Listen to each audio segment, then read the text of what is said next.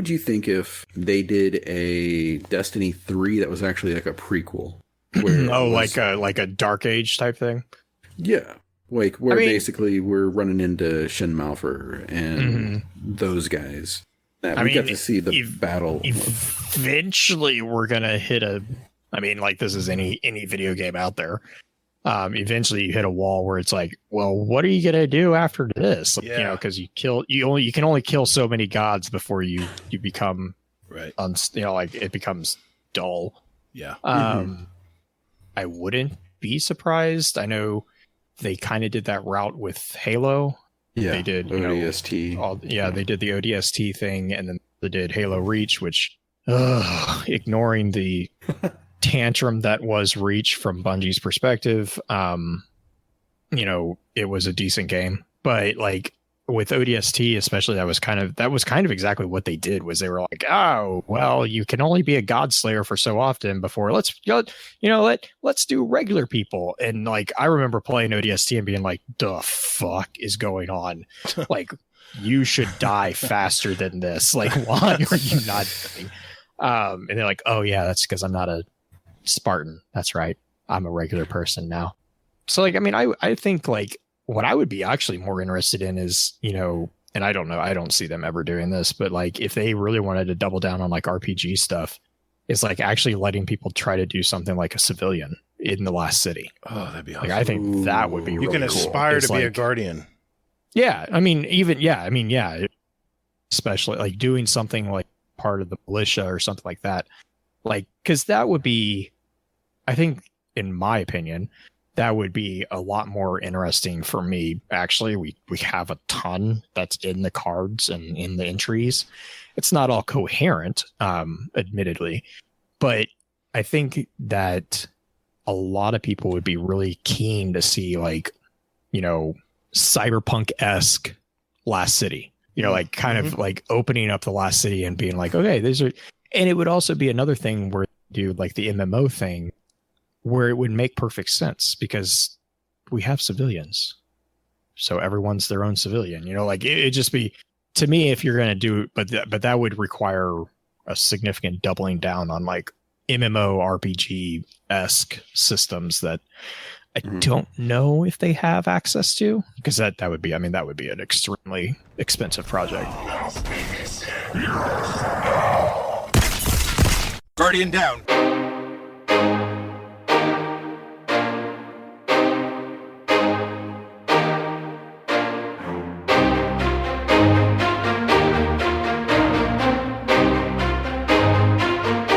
Hey, what's up, everybody, and thanks for hanging out with us today. Welcome to episode 64 of Guardian Downcast. We're a couple dads that talk about all things in the Destiny universe and interview content creators and community members to find out more about them. All of this while trying not to take ourselves too seriously and having some fun along the way. I'm your host, The Gator, and my co-host Hazel is here this week. And how has your week been, Mr. Hazelnut?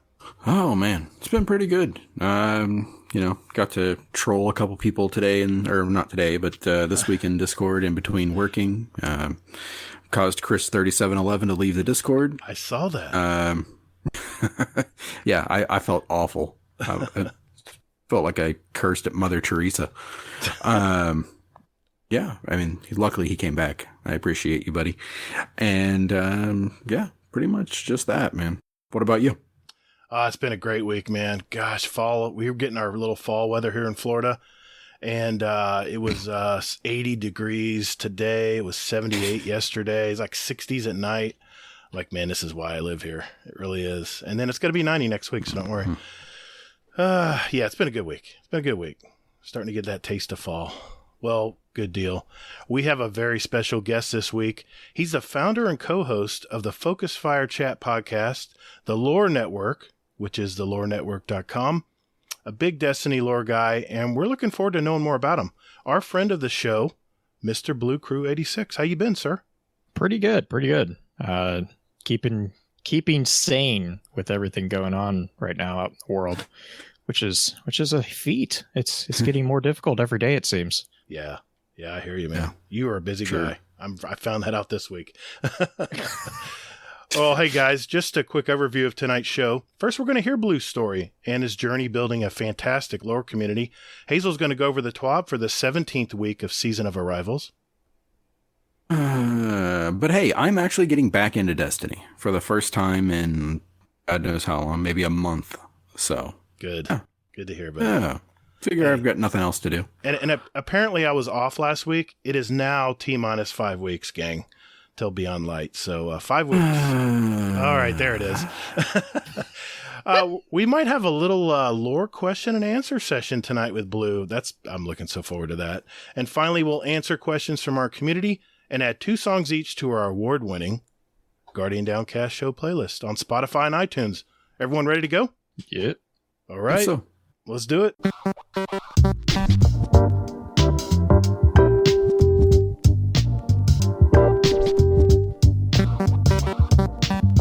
Well, hey, Mr. BlueCrew86, thank you for coming on tonight, man. I've been pumped all week. I've been wanting to ask you so many questions, and I'm sorry, I keep adding more and more to our list here. But hey, no, that's fine. Let's start with the basics here. And knowing a little bit more where you came from, where did you grow up, and where do you call home now? So I actually grew up in the Dallas-Fort Worth area, down in Texas. And right now I'm in the Kansas City area. So we would kind of moved straight up, and kind of stayed in the center, which is really just kind of, that describes me quite a bit everywhere.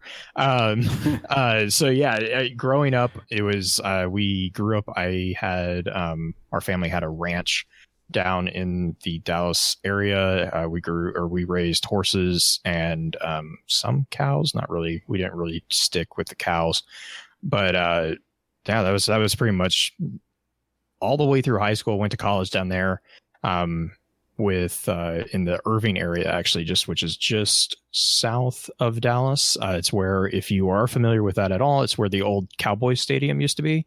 We were right across the street, literally, from that stadium. And then when we graduated, my wife and I moved back up here. She actually started working with her family up here, and I came along with her because, that was kind of a thing that you do when you're married. And then I actually got a job up here, and that's just kind of it's just been that way. Like, I think we're coming on 10 years now up here, I think. I'm terrible. You can ask any of the It's a guy FFC thing. community. I think it's a guy horrible. I'm horrible with passage of time. Like, I am just like, I'm doing today's stuff. That's what I do. We were just having this conversation with Des Raven last week, how it's just a guy thing, man. We just don't care about years and all that stuff. But it drove Justin, who used to be one of the main co-hosts with us. Yeah. It would drive him up a wall because everyone would be like, "So when's your birthday?" And I'm like, "I have no idea." Or, "How old are you?" I'm like, this is the best security question to ask me, because if it doesn't take me if it takes me less than 30 seconds because I have to do the math every single time, it's not me that you're talking to. Like, if someone's like, "Oh," I'm like, "Nope, that's a liar." Like, that's not me, because he didn't have to add the difference between the years. Well, you said you were married. How many years you been married? We are now 12 years. No, I'm sitting. You see, I'm throwing numbers at you already. Yeah, I know. I'm like. You have any kids? Yes, one. Okay. I think you said it was you have a son going in 2nd grade. Is that correct? Yep. Yeah. He just started. Which, oh man, that's been a fun process with all the COVID craziness. Thankfully, he actually goes to a private school, so thankfully it's a small enough community that they're like, all right, we got everything figured out, and we're back normal, air quote, as much as normal as you possibly can. 100%. So he's actually able to go back, which, I mean, he's so excited because he actually gets to hang out with his friends instead of sitting around the house, which he doesn't mind, but when it's every day, it's just, it was a nice break being able to actually get him back into school, because it's nice for us, because we don't have to, we don't have him around 24/7, which is super nice. It gives us a break, but it also gives him, that different environment that I think is really important for anybody. I don't know anybody who doesn't benefit from, like, hey, I'm getting up and I'm going to X for, work or for school. Mm-hmm. Yeah, I'm in the same boat, man. Like my daughter, she's going to like kindergarten right now, and like she's been out of school seemingly like all year almost. I would guess. I don't know. Yeah, it feels like it. It's crazy. Like I was talking, one of my coworkers, her daughter was going to start kindergarten this year, and like a lot of people, they hold them back, and so I was like, actually that's. You like it hit the sweet spot, because this was she hasn't held her back already, so she would have had the option to. So she just went ahead, and she has two kids, and her son is 2 years younger than her daughter, so he's already in like pre-K. So they held her back basically because it's like, what are we gonna do? Like, it's just, I don't know. Yeah, that's something that all the like every parent's going through right now. It's just like, okay, God. What the hell do we do? Yeah, exactly. So that's very cool, man. So let's go with this. What was your earliest moment in gaming that you remember? So I actually started off with not video gaming. I actually started off with role-playing games and like board games and stuff like that. But tabletop role-playing game was where I really got into like the detailed gaming. Like that's really where I kind of started. As far as video games go, I really got introduced back with NES, and then like growing up, I had a friend who had an NES, and we'd always go over and play like Super Mario and Legend of Zelda and stuff like that. And then I got a Game Boy myself. I actually got a Game Boy. That was the first kind of air quote. I know they're not really considered consoles, and for anybody who doesn't know what Game Boy is, I feel so bad for you. It's such an iconic thing. But Pokemon Blue, the blue Pokemon was actually one of the very first Game Boy games that I got, and I played the shit out of that game. I still have it somewhere. It was one of those. It was like an RPG.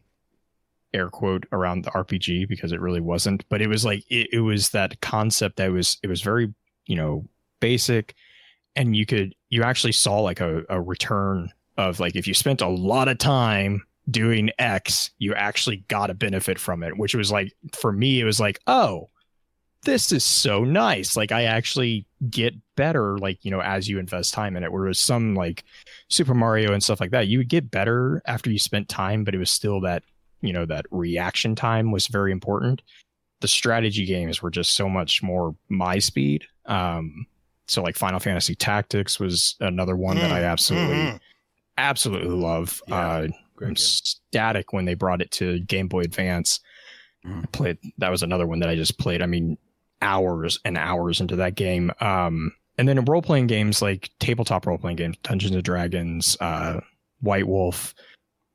Oh man, so many tabletop games. But that was really where I kind of cut my teeth as far as gaming goes, was really kind of getting introduced to tabletop gaming, and then kind of transitioning that into video gaming, because it was like, oh, this is like D&D, but I can play it, without having to coordinate 8 different people into the same physical space, which is, growing up, that was a little bit of a challenge. I mean, even more so than it is today, because you had to call your friends and hope that they weren't on the internet, because their phone was going to not pick up, like that whole thing. Like it was just, I remember those days, but yeah, man. And it was like always like in most anyone who's done tabletop, it's like, it wasn't like a, hey, let's get together and hang out for a couple hours. It was a, hey, we're going to spend 3 days doing this and not see anybody. Oh like, my God. I mean,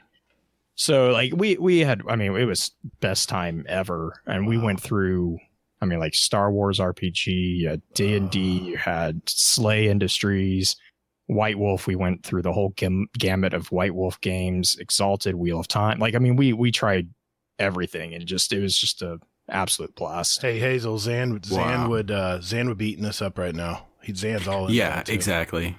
Zan at Fan 711. Yeah. Pretty sure a lot of people are. A lot of people are going to be like, oh, this takes me back. Well, it makes perfect sense. You're in lore, because that's all about tabletop well, games. That's all lore. Yeah, and that's the thing, is like that's why, like, when I got into video games, like for a lot of video games, I just like it's not that I don't enjoy playing video games. Like I like playing video games, but like if the video game has an actual story behind it, which, you know, currently that is not a very rare thing. Like a lot of video games today have a pretty decent story behind them. But back growing up, it was like, I mean, it's not that Mario doesn't have a story, but really there wasn't much of a story. Like, I mean, honestly, there wasn't much of a story. It's not like Zelda didn't have a lot of a story. And like Zelda today is light years ahead of where it was. Yeah.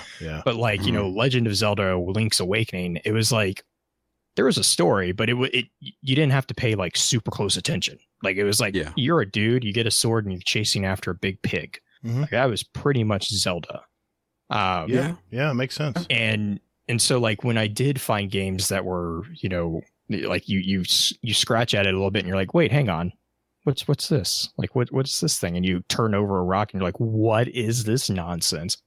I was like, that's when I really got hooked. I was like, oh crap. Like this is actually a book, you know, and I was a really avid reader growing up.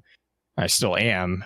Sadly, I don't have as much free time as I used to, but like, you know, I would go through books. Like I go through books, and you know, transferring that into video games, when we finally start that level of storytelling into a video game medium, it was the confluence of just like two of the best things ever. It's perfect. It's perfect. Perfect marriage. Yeah.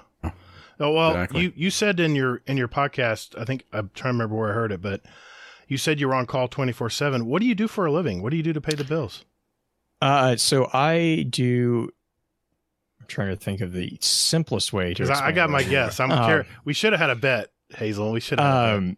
So basically, what I do is I am kind of a hybrid tech programmer. Okay. So what I do is I work for a financial company. We're a holding company, so we have banks that cross 5 states at this point. Okay. And I am responsible for the loan origination systems that they use for commercial, small business, or business banking, and we don't do consumer just right now. Okay. But like basically anything from the very insert of, hey, you're interested in a loan to the signing of the documents, the systems that we maintain monitor that entire thing.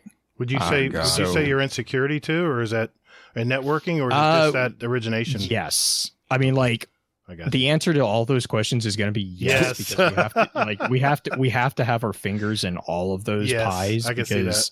Yeah. Because like I'm not going to say that I am a security specialist. I know enough that I'm dangerous, which is pretty much my calling card in the company. Is like I know enough that I can really mess something up. Sure.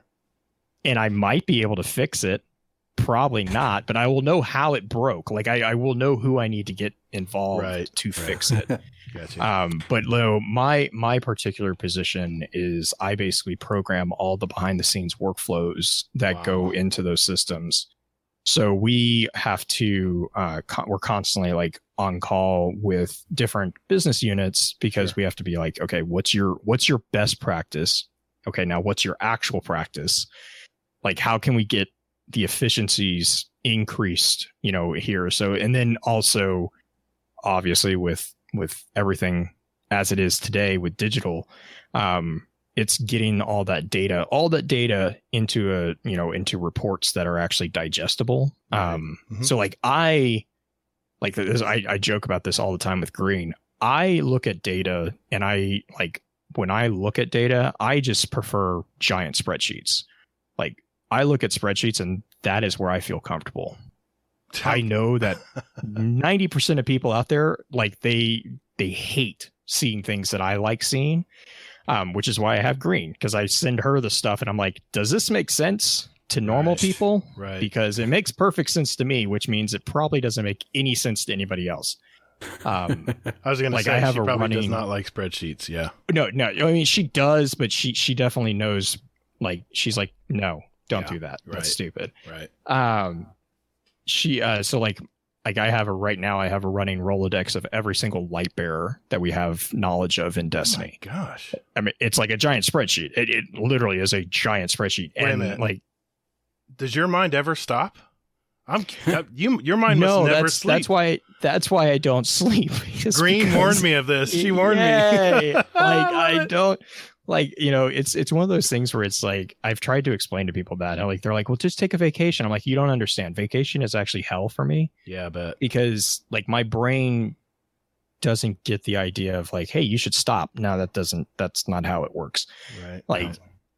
I mean, it's not always bad. Like it's definitely a benefit, especially professionally. And it's one of those things where I've been doing this now for 10 years, I think. Okay. Yeah, 10 years. And so like I've gotten to the point where I am really, really super comfortable with the team that I work alongside, and they're also really aware. Like, we've built a team where my strengths are counter to their weaknesses and vice versa. Right. And so it's one of those things where I'll go on record so many times and be like, I absolutely like our job. It's a job. Like, don't get me wrong, but I wouldn't trade it for the world because of the people I work with. Like, I adore the people I work with. They know how to present stuff to me. I know how to present stuff to them, and we get so much shit done that we don't have to go to a vendor. Like, we don't actually own our programs, but like, whereas other teams, I'll talk to other teams at different companies. They're like, how did you get this done? We have to pay everybody to do this. And it's like, well, if you just do that, it fixes it. Like, you just recode this. They're like, what? I'm like, you have to not be afraid to poke things and see them break as the base thing for my job, especially. It's like, and that's kind of ties back into the whole podcast thing. It's like, so many times it's like, well, what do you mean you did this? I'm like, oh, I just tried it, and it either works or it doesn't. It's like, try it. If it works, awesome. If it doesn't work, Control Z and try it again. Like, that's whatever. Man, I have a feeling you're a very rare person in that field. I have a feeling they can't they can't just go on whatever job site listings are out there. Yeah, it definitely makes for interesting conversations every year when we do our reviews, because it's like, that's good, man. No, that means it's a good thing. Like, I mean, it's one of those things where it's like my brain, that's just how my brain processes stuff. Like, I see things, I process things where if I look at like, if you have a process that we call them workflows. You can refer to them as like agile or waterfalls or, whatever you want to call it, sprints. But what we do is we go in, we learn the workflow for every single different business unit. And then we basically analyze it and say, okay, you can cut out like 90% of this. That's just shit. Like, you don't need to do it. Or we can automate, 80% of it. And that's really where we shine, is we have to, and it takes time. It does take time, but it's also, that's what makes, that's why my brain is always rotating through things, is because it's trying to figure out, okay, if we took this and cut this, how does that make that go faster than this? How do these pieces fit together in a way? And then you also have the constraints of the program that you're using as well. So, it's like all those things put together. Yeah, my brain's kind of fun sometimes. Okay, I can see that already. All right, good. I like it. Yeah. It sounds like you live in a constant state of that feeling when you're trying to go to sleep and your brain just keeps going and going and going. So like I've tried to explain, like, and anyone who has mild insomnia knows exactly what I'm talking about here too, because it's like, I'm like, I'll sit down and I'm like, okay, it's time to go to sleep. I literally at this point, like, I have found in my existence, and this is not the way I advise anybody to live, but it's the only way that works for me, is I go until I'm like, literally, if I stop moving, I'll fall asleep. Because if I don't go to that point, like, if I don't push myself to that point, I will literally just lay there for like 3 hours. Yeah, I get that. And I'm like, and of course, then you get frustrated, right? Because you're like, this is so stupid. But I'm like, that's just the way that and thankfully I was talking to my, one of my coworkers today. She was so mad at me. She's like, why don't you sleep? I'm like, I don't need sleep. Like, I need sleep. Like, everyone needs sleep. But like if I sleep for more than like 5 hours, I feel like crap. Like if I go to sleep, I'm like, all right, I did this the other day. I'm like, I'm going to get a lot of sleep. I'm going to go, and I got like 8 hours of sleep. And I woke up and my brain's like, the hell are you doing? What was that? Like, I felt like I was drunk the entire day. I was like, I need to go back to sleep. Yeah. So bad. So annoying. Yeah. Wow. Well, we thank you for going into that. That's pretty cool. And well, cool to a degree and terrifying at the same time. Yeah. Yeah, that's a good way to put it. So let's see here. So let's see. Do you have any memories of gaming and things like that like one of your first ones or something like that, or early one that really stood out to you that said, holy shit, this is amazing? Yeah, it would most definitely be like either Legend of Zelda, the Ocarina of Time, which is like just one. Yes. It was the introduction of like the concept of 3D. Which had kind of been played with the N64, at that time. But that was really when you introduced the Zelda title into that 3D thing. And you were like, it was really kind of like, oh, this is like, you can actually do this shit. Like, this is really cool. But that combined with like the introduction of Pokemon, as far as like the RPG elements, it was like, oh, this is cool. Like, this is like, not your air quote standard. It's become such a standard now, but at that time, it was like, it's not Tetris. It's, it's something different. Mm-hmm. Pretty cool. Yeah. Go ahead, Hazel. Oh, I was just going to say that my daughter, we bought a Switch last week. Okay. So my daughter she's been into Pokemon for probably maybe 4, 5, maybe 6 months now. Mm-hmm. So I mean, I kind of set out like right before COVID to get a Switch. Of course, they sold out pretty much when I made up my mind I was going to buy one. Mm-hmm. So I found one last week and we bought Let's Go Eevee.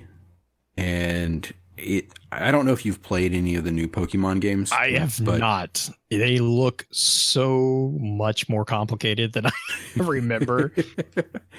Yeah. To say the least, yes, they are. But they're really cool, though, because you can actually see the stuff in the bushes and they're moving around. So you can avoid them if you don't want to get them. Oh, that's actually a nice thing. I know, yeah. That just sold you on everything right there. Yeah, I'm like, that's maybe worth it. Yeah, but they look absolutely beautiful. And my wife was watching my daughter play, and she's just like, this is a video game. This is unreal. Mm-hmm. So, but my wife's been out of the loop for decades. So, yeah. Well, hey, Blue, how did you find Destiny? How did you run across this crazy game that we all love so much? So this is a hilarious story. I can't wait. So I grew growing up. We obviously when the Xbox first came out, I got introduced to Halo, and I fell in love with Halo. It was like I love Halo. I absolutely love Halo. And I'm not a person who's usually like I don't really buy into the whole Bungie, all that. Like, look, if you're gonna make a good game, awesome. If you're gonna make that's the end of the statement. Right. So like I love every single Halo that's come out. Like I have my qualms. I also have my qualms with every single Halo. Sure, come out, that's not regardless if it's Bungie, 343, whatever. Right. So like when Bungie split from Microsoft, there was a lot of drama that happened. I kind of just like didn't really. I'm like I don't follow companies like that, or especially not like back then. So I was like, all right, cool, whatever. They're not making Halo anymore, so all right, cool, bye. I stuck with Xbox, and when they started making the Xbox One, when they first announced it, I was talking to my brother. My brother and I play especially since we don't live very close together, we have weekly game nights, and so we always play Halo multiplayer. And so when they first started coming out with the Xbox One, or they were starting to talk about the Xbox One, they're like, all right, hey, we're going to do the Master Chief Collection. And it was like, basically, my brother is 5 years younger than I am. So he's never played, or he at the time had never played any of the Halos prior to Halo 3. because that's when I'm like he started gaming when Halo 3 came out. Like, so he was like he never went back and played those. So I was like, all right, cool. Let's get this. And so like the package that I got with the Xbox was like, you get the Master Chief Collection and then you get one free game. And I'm like, all right. So the options that I had were like Diablo 3, Destiny, and something else. I can't even remember what the other one was because it was an instant like no. It didn't matter. So I was like, all right. Yeah. So I was talking to my brother and I was like, okay, so I get a free, and he was getting the same thing. He's like, I don't know what I get. I was like, well, I know Diablo. I'm not really interested in it. I played Diablo 2. I played some of Diablo 3 on the PC and just was like, whatever. Didn't really feel it. And I was like, this other one's from Bungie. Like, they didn't do bad on Halo. Like, this is literally the conversation that we had. And it was like, and they were like, all right, fine, we'll try that one. Like, we're like, whatever. That's not actually what we're going to play. So I get it. And I started playing Destiny on day one. Like, we got it in enough time. Like, it came out on the day that it released or whatever. And so I started playing day one and I was like, oh, this is kind of cool. Like the gunplay, back in Destiny 1, and actually even today, Bungie just dominates the field with the smooth gunplay. It's like seriously one of the best. So, I mean, it was fun. It was like cool. But then it's like, it got to the point where it was like, okay, I can't do anything because I don't play with people generally. And so I was like, all right, fine. I got to find one of these stupid clan things. Because I was like, obviously that's what you have to do in a social game. And my brother was like, he was like, I think he played Destiny for all of like 2 hours and was like, yeah, no, this is not, I'm not going to play. A lot of my friends did the same thing. They were Battlefield. I'm like, whatever. It's like, well, and it was funny because we were two people who did not have any problems with Master Chief Collection. Really? So like, we started playing back when Master Chief Collection first started, and we didn't have any problems, but we were playing campaigns. We weren't playing multiplayer, which I think might have been why we dodged that bullet. Okay. So like we were playing or whatever, but it was also at that time that my son was born. And so I was on Bungie.net and I was like, all right, I need a clan that actually is going to not be super strict about, hey, I have an infant and I can't like guarantee that I'm going to sit here for, 6 hours to do a raid without suddenly disappearing. And that's how I actually got introduced to the Dads of Destiny. And so then I joined the Dads of Destiny, a week after, I think. Wow. Or no, actually, no, I think I joined them like two or 3 days after Destiny launched. It was like brand new. Because I started hitting I started hitting areas where it's like, you need a fire team. I'm like, the hell's a fire team? I'm like, all right, fine, whatever. And I'm just like, I don't do LFG. I'm like, I just can't do that. I don't understand it. And so I was like, all right, I need a clan that I can do this in. And that's when I got to the Dads of Destiny. And then I think it was like, so that was like what, 2014. Yep. And then I I joined a clan then, but then I found like a lot of my gaming like friends who were jumping into Destiny, they weren't dads. They were like, my brother was, obviously my brother didn't have a kid at that time. Sure. A lot of the other gamers that I hung out with were females or women. Oh. They were dads. Like, and so like dads of Destiny, they were like, oh no, we're just dads. I'm like, well, what about starting a family clan? Like, can I just start a clan in the DoD umbrella, but not be dads? Like, is that not possible? And they're like, oh yeah, that works. And I was like, okay, cool. So we started one of the first, I think we were like the first or second family clan within the DoD. And so that we started that like 4 months into the game. And then that led to me then becoming one of the community managers in 2015, because I was the one that was doing all the family clan stuff. Wow. Like they're like, we don't know what is going on. We know how to do all the dad stuff, but we don't understand what you guys are doing over here. And I was like, oh, well, I got that because I started one. Like, I know how to do this. So then that's when I actually kind of got into the DoD as far as like a community manager for their family clan aspect, which then of course led to all sorts of other different stuff. Wow. Yeah, short answer is I got it free with an Xbox completely unintentionally. Yeah, people have told us that. I'm like, yeah, whatever. Yeah, it came with a console. I said, what the heck? It's free. I got to play it. No, you answered the other questions that we were going to ask you anyway, so that was perfect. Yeah, so, that's awesome. Well, let's switch gears now to the Lore Network and your part of your podcast and stuff. Hazel, why don't you start out? Well, actually, before we get into the Lore Network and that, so you're like one of the preeminent lore aficionados. To me, you're like right up there with Bife.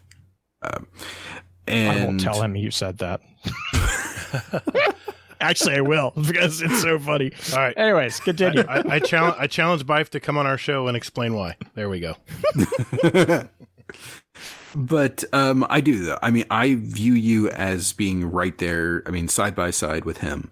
And same with Green. I mean, like, you know, you guys all bring different aspects to the same material, and it's just fantastic and fascinating to see. It's fascinating as hell. Yeah, see? Yeah.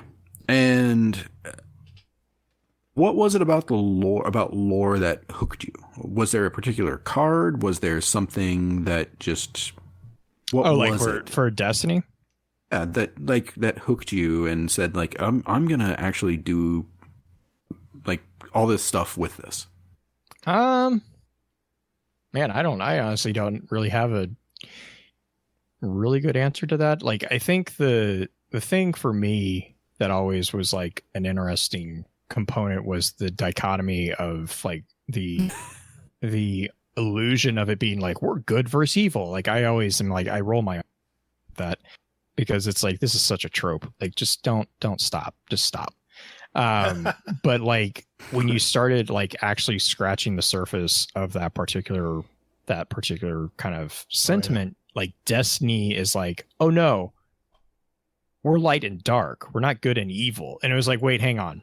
So you actually saw within the Destiny, one of the things that Destiny does really well is all the information that we have like within the game, it is in-game knowledge. It's not like a third person, or it's not a beyond the fourth wall narrator that's being like, this is the like, this is the light. It's someone in the universe saying, we think the light is this. And so there's always like this there's this baked in bias that is like involved with that, which makes it so interesting, because from like a narrative standpoint, it's so, you can change things so quickly and they're not retcons. It's really cool. It's a really cool narrative tool that they've used, because basically what it is like nobody is infallible. So like, you know, a lot of people are like, well, the light is this. I'm like, well, hang on. Like, the light is stated to be that, but we don't actually know. Like, Bungie, as like their writers, they know, but we've never been given a narration card that is not from perspective of someone in game, like in the universe. And so like for me, when I started reading that and when I started kind of picking that apart, I was like, okay, that's actually, I really like that particular narration. It's very similar to like Elder Scrolls, even Halo does it. Surprise. But Elder Scrolls does it. Fallout does it. Like a lot of the Bethesda titles, you know, stepping aside from Bethesda's obvious little jinx issues, like the story itself within Elder Scrolls is fascinating for similar reasons, like because everything that we have from those universes are from within those universes. Like, you have to understand, you have to be immersed in the universe to understand what's being told. And it's very similar to what, you know, in reality we do with history. Like, you read a history novel or history book, you can't, like, there is no such thing as unbiased facts when it comes to history. Like, you know, spoiler alert, the victors write the history books. You know, everyone always looks good in history books as long as you're talking about their side. Right. That's not accidental. That's actually called bias. Like that's a thing. it's so cool seeing that in a video game setting, because it actually takes a lot of effort on the writer's perspective to maintain that, like, because it speaks so highly of how immersed and how well they know the story that they can cast things. Like the best example that I can really easily come up with is the Shin Malphur story. Throughout the entirety of Destiny 1, we kept getting like little breadcrumbs. Yeah. Every expansion we got breadcrumbs. Little references. And the cool thing was like, as we got them, they were never in order. And it wasn't literally it wasn't until Eyes of Iron, the very last expansion, that we got like the linchpin. Well, it was a confirmation more than anything, but it was like the thing that it was like they dropped it, and it was like, this is the entire story. And it was like, it's why it's one of my favorite stories, is not because looking back, it's a really simple story. It's a really basic story, rise and fall of a hero. But if you look at the release schedule of each of those points in the story, you'll start understanding that, like, we got the last card first, then we got the second to first card, next, and then we got the second to last card. And like we were getting, random breadcrumbs throughout the whole thing. And half the challenge was putting those together and finding out, okay, is this story connected? Is the story not connected? What the hell is this thing? Like, what is that? Like, why is that thing being mentioned now? And like, it's just that connecting the dots and constantly doing, the mental gymnastics that you have to understand what exactly is happening. That was really like a holistic thing. The presentation of the lore within Destiny was really what drew me in. It wasn't like one specific thing. Like, I mean, yeah, they're great stories or cool stories, but it was more of like the methodology of the presentation was what it was like. I was like, okay, this has some really potential here. Well, we'd be remiss if we didn't talk about your podcast. And let's start with this. You have a website called thelorenetwork.com. Tell us a little bit about that. We have a lot of listeners who aren't into lore. Maybe so the Lore Network. Oh, and actually, that's actually who we designed it. So we originally I think it was Green that actually pointed this out, because like I said, I don't really pay attention to social media stuff. Like that's not my strength. I got you. So Green is Green is much more plugged into all that stuff. And I remember she was saying something about a year or two ago. I can't remember exactly. I think probably closer to 2 years ago. She was complaining because it was like, look, there are so many awesome creators out there that do lore, and it's not just Destiny. I mean, like it's Elder Scrolls, D&D, Halo, all this stuff. And it's like they're all doing great stuff, but no one knows about them. Like there's no one place to go where it's like we need a Rolodex basically of like, hey, I want to see Halo lore. Okay, this guy, or that girl, whatever. It didn't exist. So the Lore Network was really kind of one of those things where we were like, you know what, we're going to just put together a website really and be like, these are people who create content. Like we're not trying to, steal their content. We're not trying to do anything. Like we're like literally like, no, go check them out. Go like pushing people out there. Go, you like Destiny? Cool. These are 15 people who create really good stuff for Destiny. Oh, you like Elder Scrolls? Cool. These are 5 people who do Elder Scrolls stuff. You should check those guys out. That was kind of the idea behind it. And then on top of that, we had found like for us, we always really like trying to collaborate with things. Like, our big thing is, the more people you get looking at a picture, the better picture you get of that situation, because everyone brings their own perspective to the table. And so if you can create a space that everyone is allowed to kind of voice their opinion, and it's a safe space, which is really, it kind of ties back into what we do with Focus Fire. We have found that we get really, really cool conversations. We get a really strong community, and the understanding of things is just beyond what I could ever do by myself, which, when you think about it, it's like, well, yeah, that's because you're not doing it by yourself. But it's just one of those things. And so that's why with you, if you ever go to the network, it'll say explore together. Because that's really the thing is like, we want to create there's two things. We want to create a community where content creators feel like they can go to other content creators and say like, hey, you do really good YouTube work. I'm interested in doing some YouTube stuff. Could you give me some pointers? Or, you do podcasts. So we do a lot of podcast stuff. And, like we obviously do podcasts more than YouTube. I have no idea what to do on YouTube. Don't ask me. But like, if you ask me about podcasts, I'm like, hey, this is the mic that I would, this is the software that I use. This is how I use it. Right. And I'm more than happy to, sit down and, walk people through, because my setup is a little convoluted because it's been built up over, I've heard 6 years now. I mean, like it's, I've heard the horror stories. Yeah. It's, I mean, I've learned a lot of lessons, put it that way. Yeah. And so, but those are pitfalls that I can help people avoid, and it's like, why wouldn't I share? That's stupid not to. Right. So the whole thing with the Lore Network is really, it was originally established as like a think tank for content creators. But then it just kind of grew. And so what we're trying to do right now is we try to make it easier for people to kind of like discover, to connect, and to engage with what we have called high quality, entertaining, and relevant content creators. And those content creators tend to be the ones that we really focus on are those who focus on exploration and explanation of stories. And we don't favor any particular medium. So we have people who do analysis of videos. We have analysis of, video games, obviously, tabletop games. We have TV shows. There's a couple articles over there that of like Voltron and what was the other one that we had?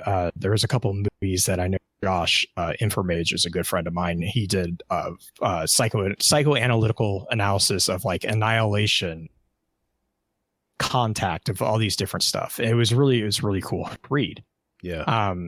So and that's really kind of what it is. It's more than just being a resource. We want to be a resource, but we also want to be like a support network for those creators. Right. And it's everything. It's not just Destiny. It's everything.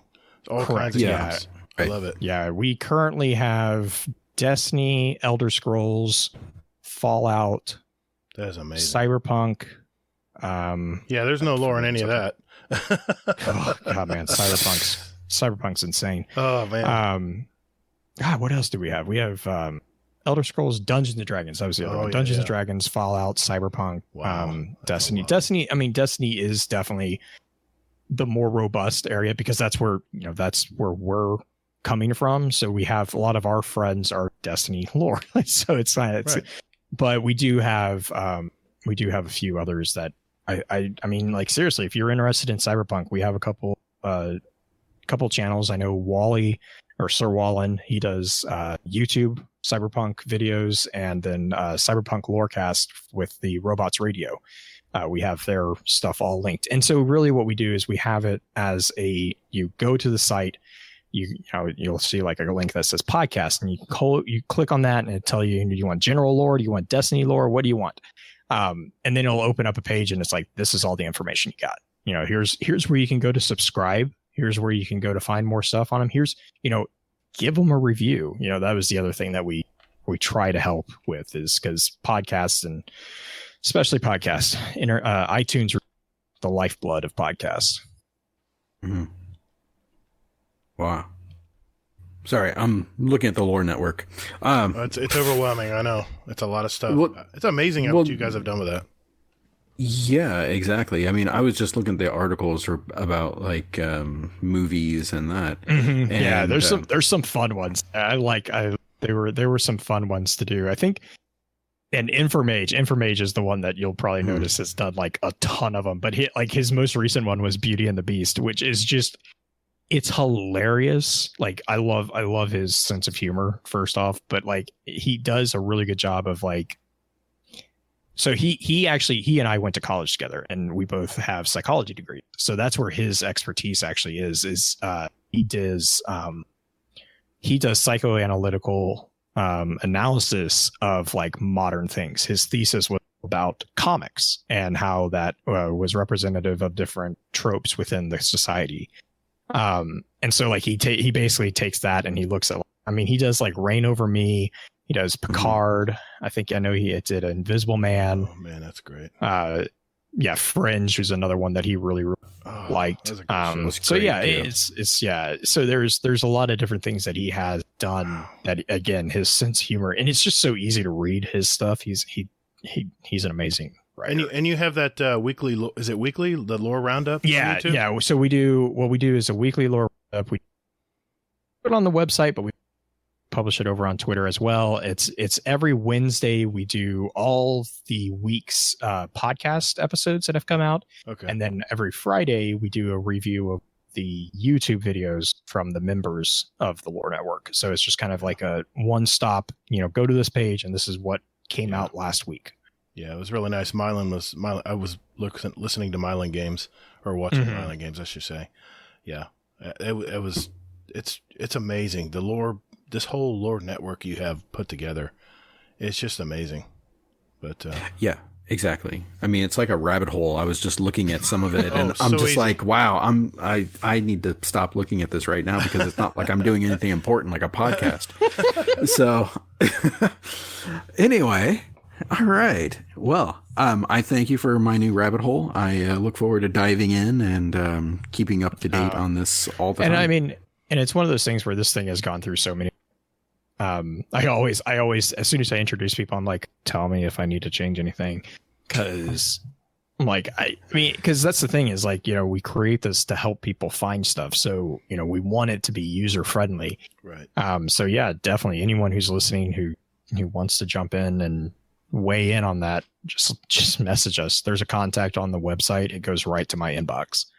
And everything I review everything I can to make it as easy for everyone as we possibly can. That goes for our podcast too, actually. So, Hey, Nice. hey, Blue, how many years have you been podcasting? 6. Yeah, that's what I thought. October, I think, is your 6th year, isn't it? Yeah. Well, geez, it is October, isn't it? Damn, the 5th year is gone, man. Yeah, someone was like, someone posted it on Twitter like, why is it already October and how is it only October? Like I was like, that is 2020 in a nutshell. Is like, how has it taken this long to get here and why has it not gotten here sooner? Like, well, quick question for you, man, about that. Then, when did you first decide to go into podcasting and that? So we started Focus Fire Chat because we basically got in trouble. That's the summary of Focus Fire Chat.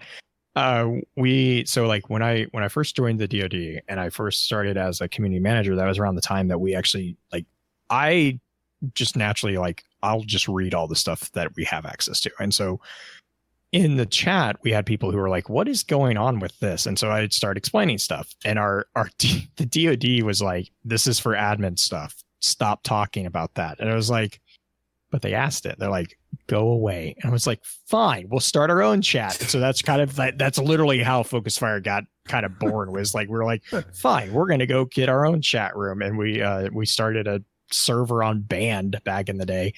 And we opened it up because, other people who weren't admins wanted to ask the same questions. And so that was like September, I think, 2015, September or August. I can't remember exactly when it first opened up.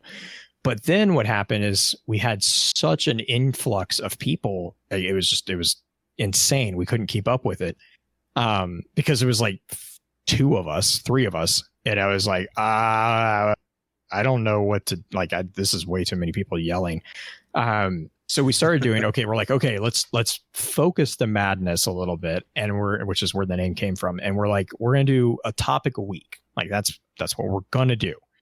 So any questions you have about, whatever that week's topic was, wait until that week to ask it. And then when it's that week, go ham, go nuts on it.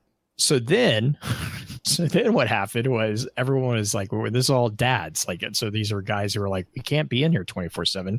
Hey, could you do something like a summary? And we're like, yeah, probably we could do that. And then we had other people who came back and were like, oh, we don't want to read a summary. Could you do like an audio thing of it? And I'm like, it was Justin, Willie, and me. And I was Justin, I guess, like, I don't know what does that mean? And we're like, sure. We had a really bad tendency of being like, yeah, that sounds like a great idea without having any clue on what we were doing. That's how the podcast started. It was literally, we were like, sure. And then we're like, shit, what do we do now? And that was literally like, I mean, it was the most hodgepodge thing ever. And it's just, I'm not going to say it's gotten better organized because I mean, are you kidding me? It's very organized. I was just going to say, I've been very impressed with your podcast. They're so easy to follow along. Yeah, they are. Oh, thanks. They're very professional. Oh, whew.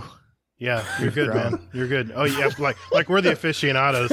We only have 64 episodes under our belt. How many do you guys have now?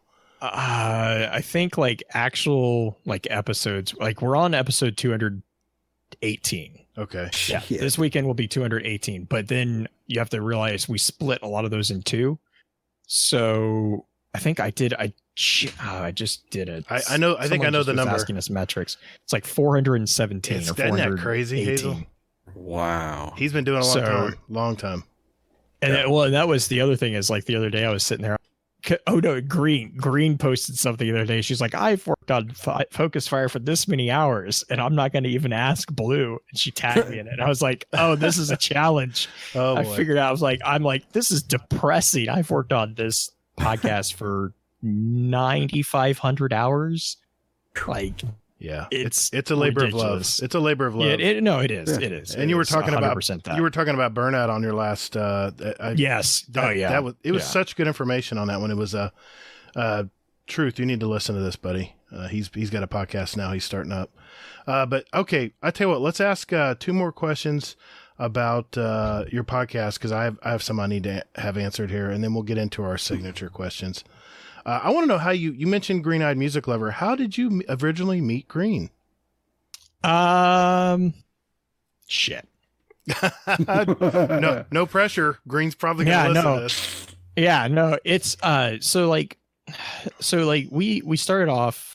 There was 3 of us, and like first off, the first thing that I guess I always kind of say with the podcast for Focus Fire and with Lore Network too, is like it's a hobby. Yeah, that's one of the things. It's like sure. we started this whole thing and especially with the DoD, we from the very get-go we were like, look, real life first, then games. Like that's always been the golden rule for everything we do. There's never been hard feelings for anybody who has had stuff come up and had to step that way or whatever. Which is exactly how we've gone through a couple of the co-hosts that we've gone through. Just reality happens. Like that's just the same thing. That's just something. So like the first 3 hosts were myself, Justin, and Willie. And then Willie had some stuff come up and he stepped away. And then we replaced like there's so many things. We replaced him. It's really hard to do finding replacements for stuff like podcasts because it's like you don't really know people. So what we often do, we'll have people come on as guests. That's one of the things that we've always done. But then like we'll make a note kind of mentally, right? Oh, this person's a really good fit, or that person's a really good fit, whatever. And it's just a natural cycle of like as people had to step away, it just seemed like we always had someone who was a really good fit right there. And that's kind of how Green got involved with us. Was Green actually, I think it was like episode 40. Okay. 40 or 41. It was a while back. But she was a guest and it's Green. I mean, everyone knows Green. Like that's Green. She just fit really well. And it was just at that same time that we were having one of our co-hosts, I can't even remember.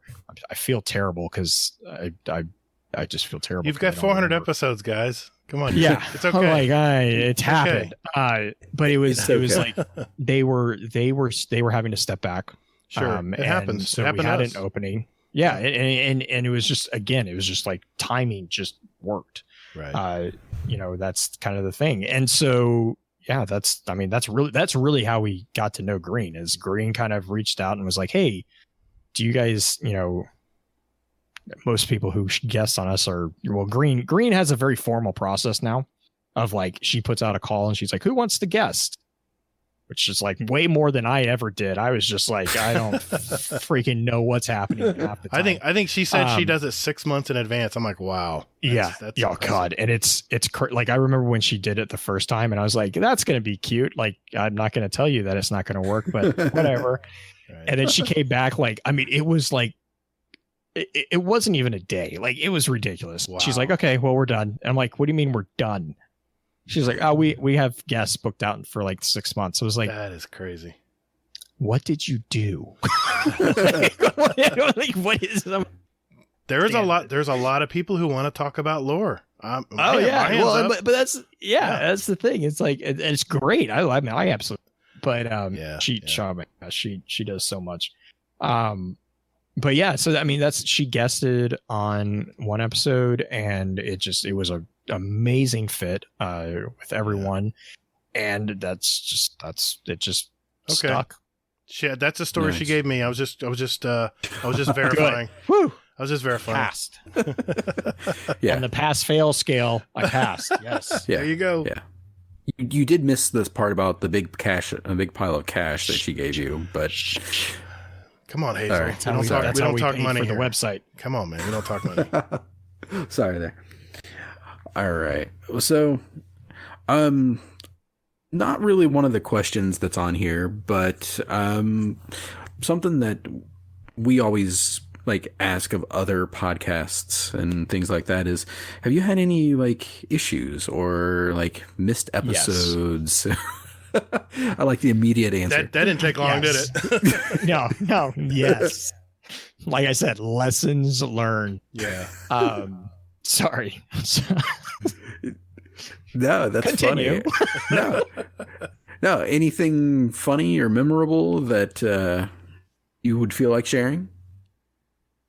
Oh my God, the list is so long. Like 9,500 hours worth. Oh gosh, yeah. I mean, there's that's the thing is like there's always going to, I kind of mentioned this before. It's like, don't be afraid to mess up. Like, you're always going to do something stupid. I have done the dumbest shit, and it's one of those things where I have always found where like if you mess up, just admit it, just own it. Like, just go back and be like, look, I fucked up. Like, I'm sorry. And this is what happened. And can we try again? I have found that 90% of the time, if like, whether it's a reschedule, a last minute reschedule, something came up and, you forgot scheduled. Like I've done that before. I've slept through an episode, I've slept through episodes. We've had hosts that fell asleep on the episode. Like, I mean, it's just, wow. It just is what it is. And, again, that goes back to a couple things for me. It's like, again, it's a hobby. So like, I'm not right. This isn't my job. Yeah. You're not going to get fired the next day for messing up. Right. I don't feel like I can really take things I take things personally, but I don't take them like deeply personal. Because again, a lot of times we are getting people who are volunteering their time, and and for me personally, I feel like it's on me to put out a product that's as good as I can make it. Right. So like I will bend over backwards to make things work, more so than I probably will ever admit. I will put in extra hours to make different things work better. Well, then just, my goal is to make it so that if someone's guessing on it, they feel like they can just talk. Like we try to make it as comfortable as possible for people. That's very important to us. We have never had anybody create uncomfortable. Like, we've had one or two people where it was kind of like, you're not coming back.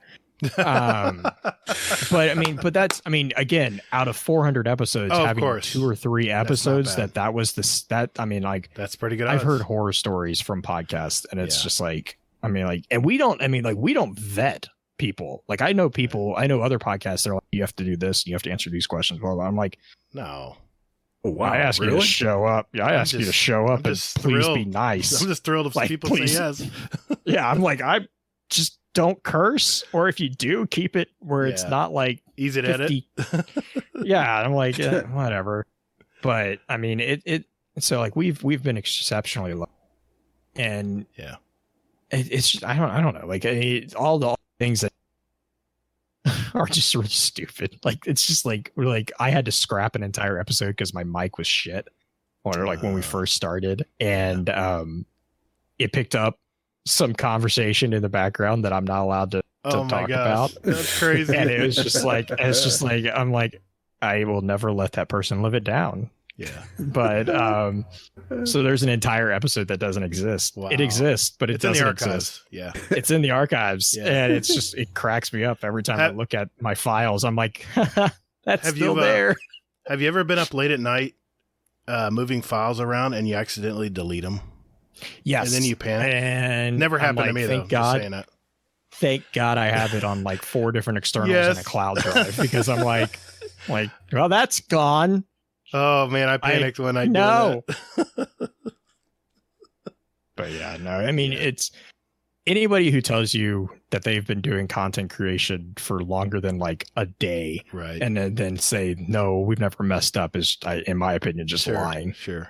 I mean, it's a learning process. Like there's always going to be something that changes on you, whether it's YouTube, shafting people because their logarithm changes and doesn't tell anybody, right? Or it's, TikTok getting banned from a country because it's security threat. What? I mean, take your pick. Your pick. It's gonna be like Instagram changing its. I mean, there's horror stories everywhere, and you just, after a while, you just get to the point where you just roll with it. It's just, roll. That's the thing is like, just try your best, and if it's, just try your best and smile and have fun. Like it's really. It also helps that, again, this isn't my job, so I'm like. Yeah. All right, cool. And I'm like, they're like, oh, you didn't get the exposure. Cool. I had fun. Like that's all I get out of it. As long as that's really the attitude you got to have. I mean, it is. I'm like, it's a success. Yeah. I could never do this for a job. I would go insane. Like I would go absolutely insane.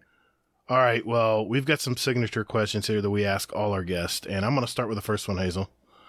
Away. This is my favorite. Blue.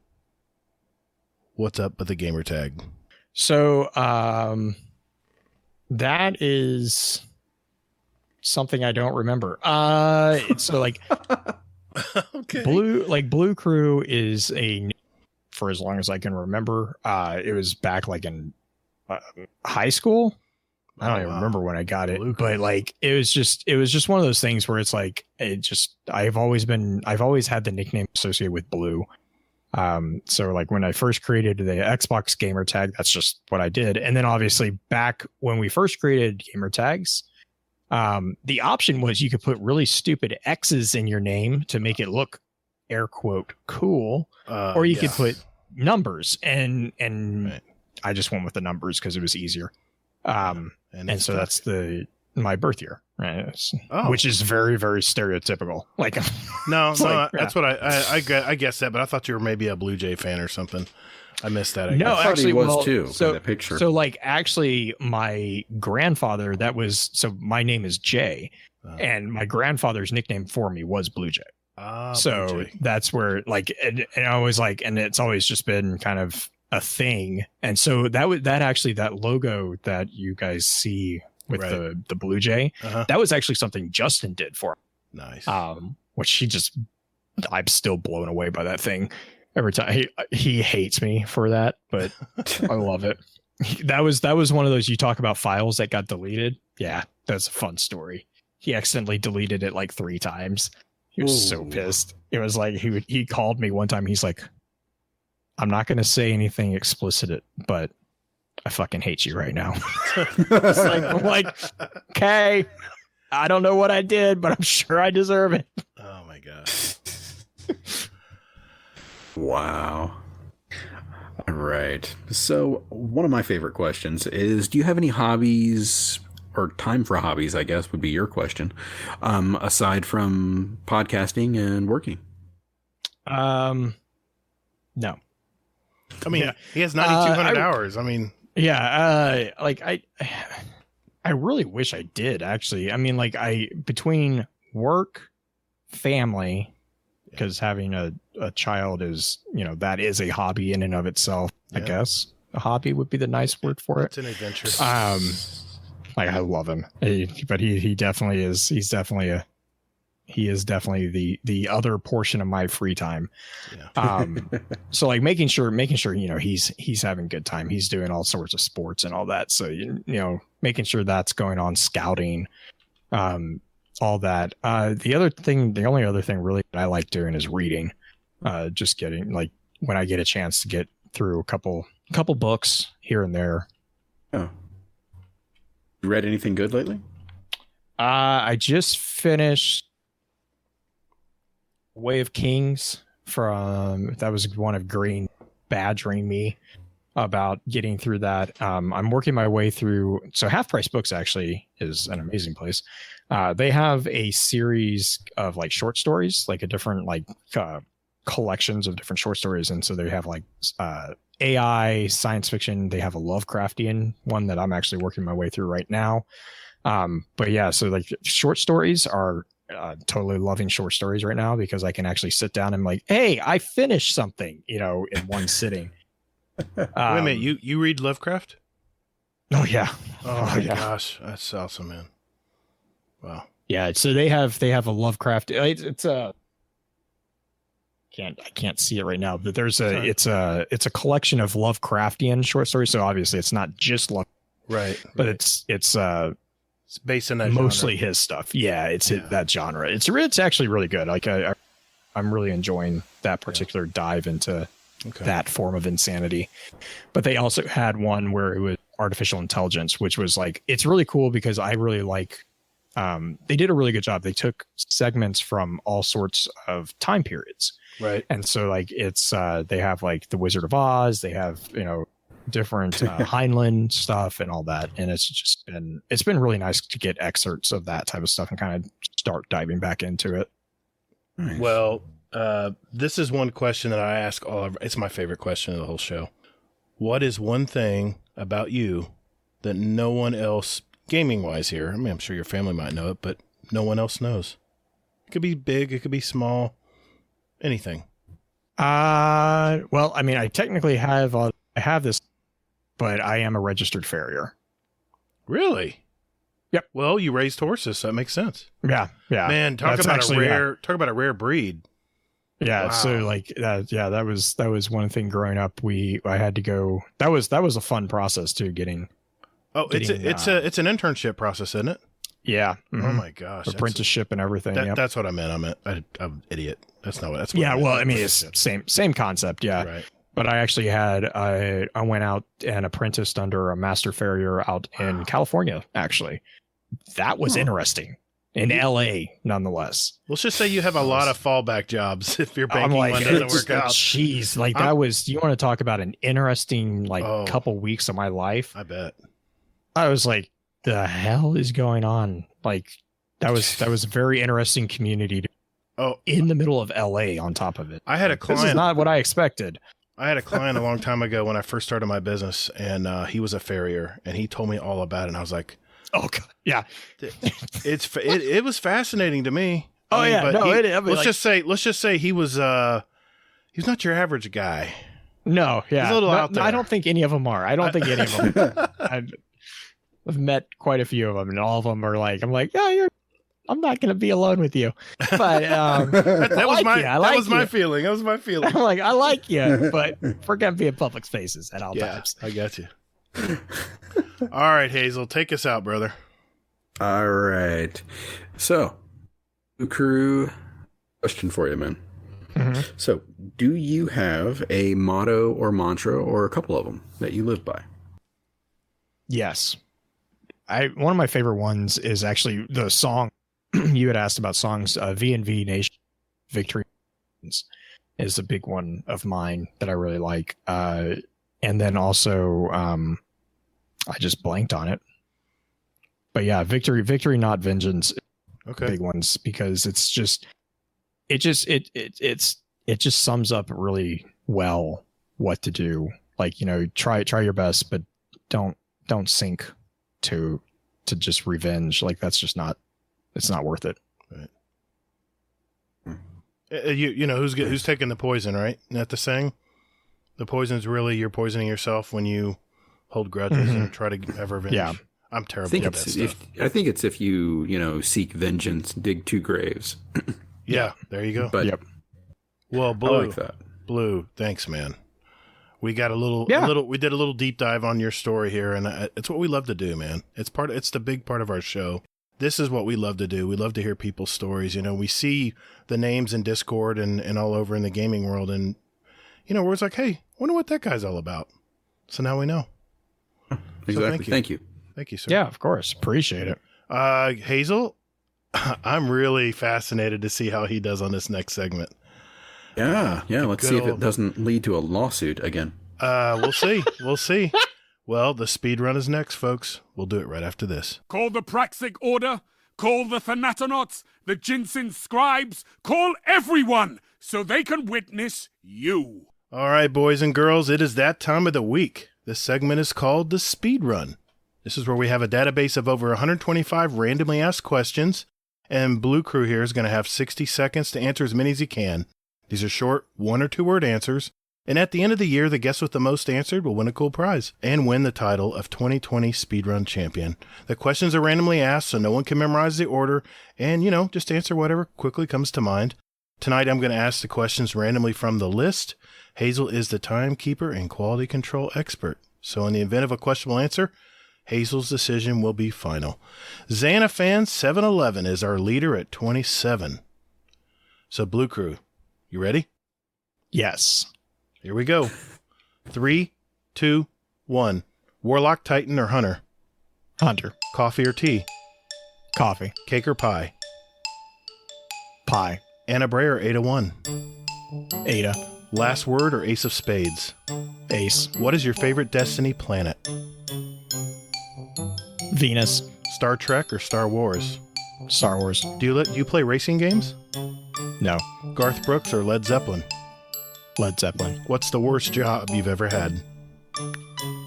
Sanitation. Hats, yes or no? Yes. If you could live anywhere in the world, where would it be? Texas. DC or Marvel? Marvel. What's better, the book or the movie? Book. Void, Solar, or Arc? Arc. Blue, green, or brown eyes? Blue. Have you ever been in a band? Yes. Drifter evil, yes or no? No. What one thing annoys you most? People. Coke or Pepsi? Dr. Pepper. Is chili soup? Fine. It's chili soup. No. Okay. Why would fucking chili be soup? That's silly. These honestly, these are questions that our community put in last year, and we put them into this year. We came up with our own version the first year, and then into our second year, which is on January 1st. These are all added, and there's some crazy ones in here. That's awesome. Yeah, so that's really fun. All right, Hazel, I think you did pretty good tonight. What do you think?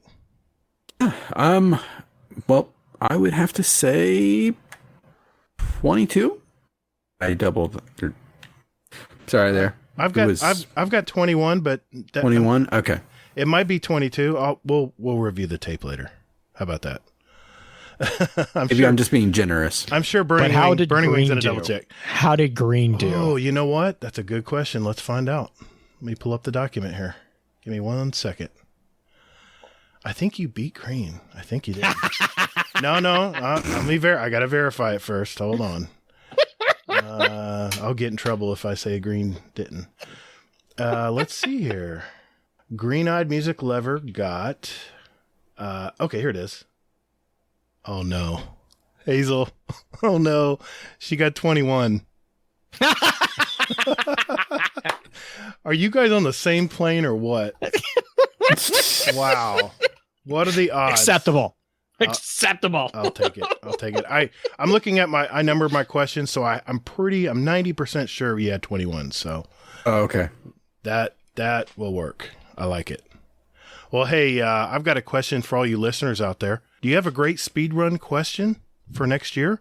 If that's a yes, then join our Discord and enter them in our Speedrun Question Ideas channel, and we'll add them to next year's speedrun. Just remember that they need to be yes or no, or 1 or 2 word answers. Either or questions will also be accepted. At the end of the year, we'll have a drawing for a $25 gift card of your choice. So you can enter up to 5 questions that go into our drawing. So good luck. Well, hey, good job, man. That was for never, ever knowing about this game, I guess you could call it, Blue. I think you did pretty good, man. Good job. Thanks. Well, I'm glad I tied green. Yeah. Or reasonably expected to tie green. It's very much a bragging rights thing around here too. So we've got a pending lawsuit though, so we have to we can't talk about that part. But anyway, I think it is time to talk about this week at Bungie.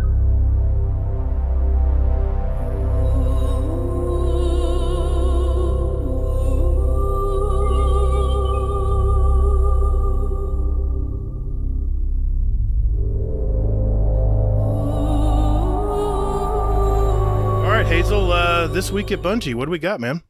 Pretty much not much. So, nothing pertinent for Beyond Light, but double rewards for the Nightfall again. So get that shit. Aside from that, the direct relief. So Bungie is doing something for they're donating funds for people that have been impacted by the fires. They're doing another pin with a pretty badass looking emblem, by the way. So yeah, look good. Yeah, there you go. So aside from that, Festival of the Lost kicks off next week on the 6th. So lots of loot. The ship looks absolutely amazing. It's all wrapped in bandages like a mummy.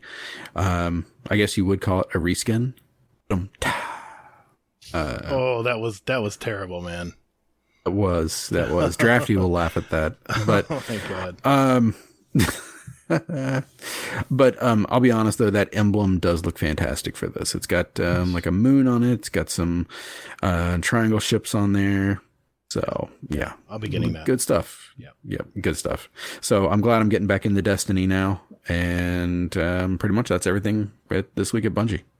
That's it. Yeah, you're right. What are you expecting, man? That is it. Are you expecting like, hey, there is going to be a new subclass besides Stasis, and it's going to be something called. Don't tease me. Don't do that, man. No, I've got so many questions about Stasis, but hopefully we'll get some more answers before that comes. So, all right. That's the quickest TWAB we've done in a while. So, all right. Thanks, Hazel. Yeah. And, well, no, thanks Bungie for not putting anything pertinent. Well, I mean, they've been piping information every week, and it's nice to have a little break sometimes, you know. Plus, you know what that means, though. That means we have more time with Blue about lore, which is what we're going to talk about coming up next.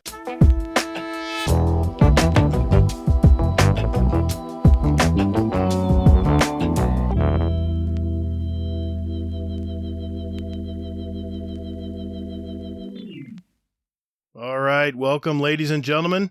This segment is called 10 Lore Questions with Blue. So let's get started. I'm going to start first, Hazel. We've got 10 questions here that we've randomly come up with.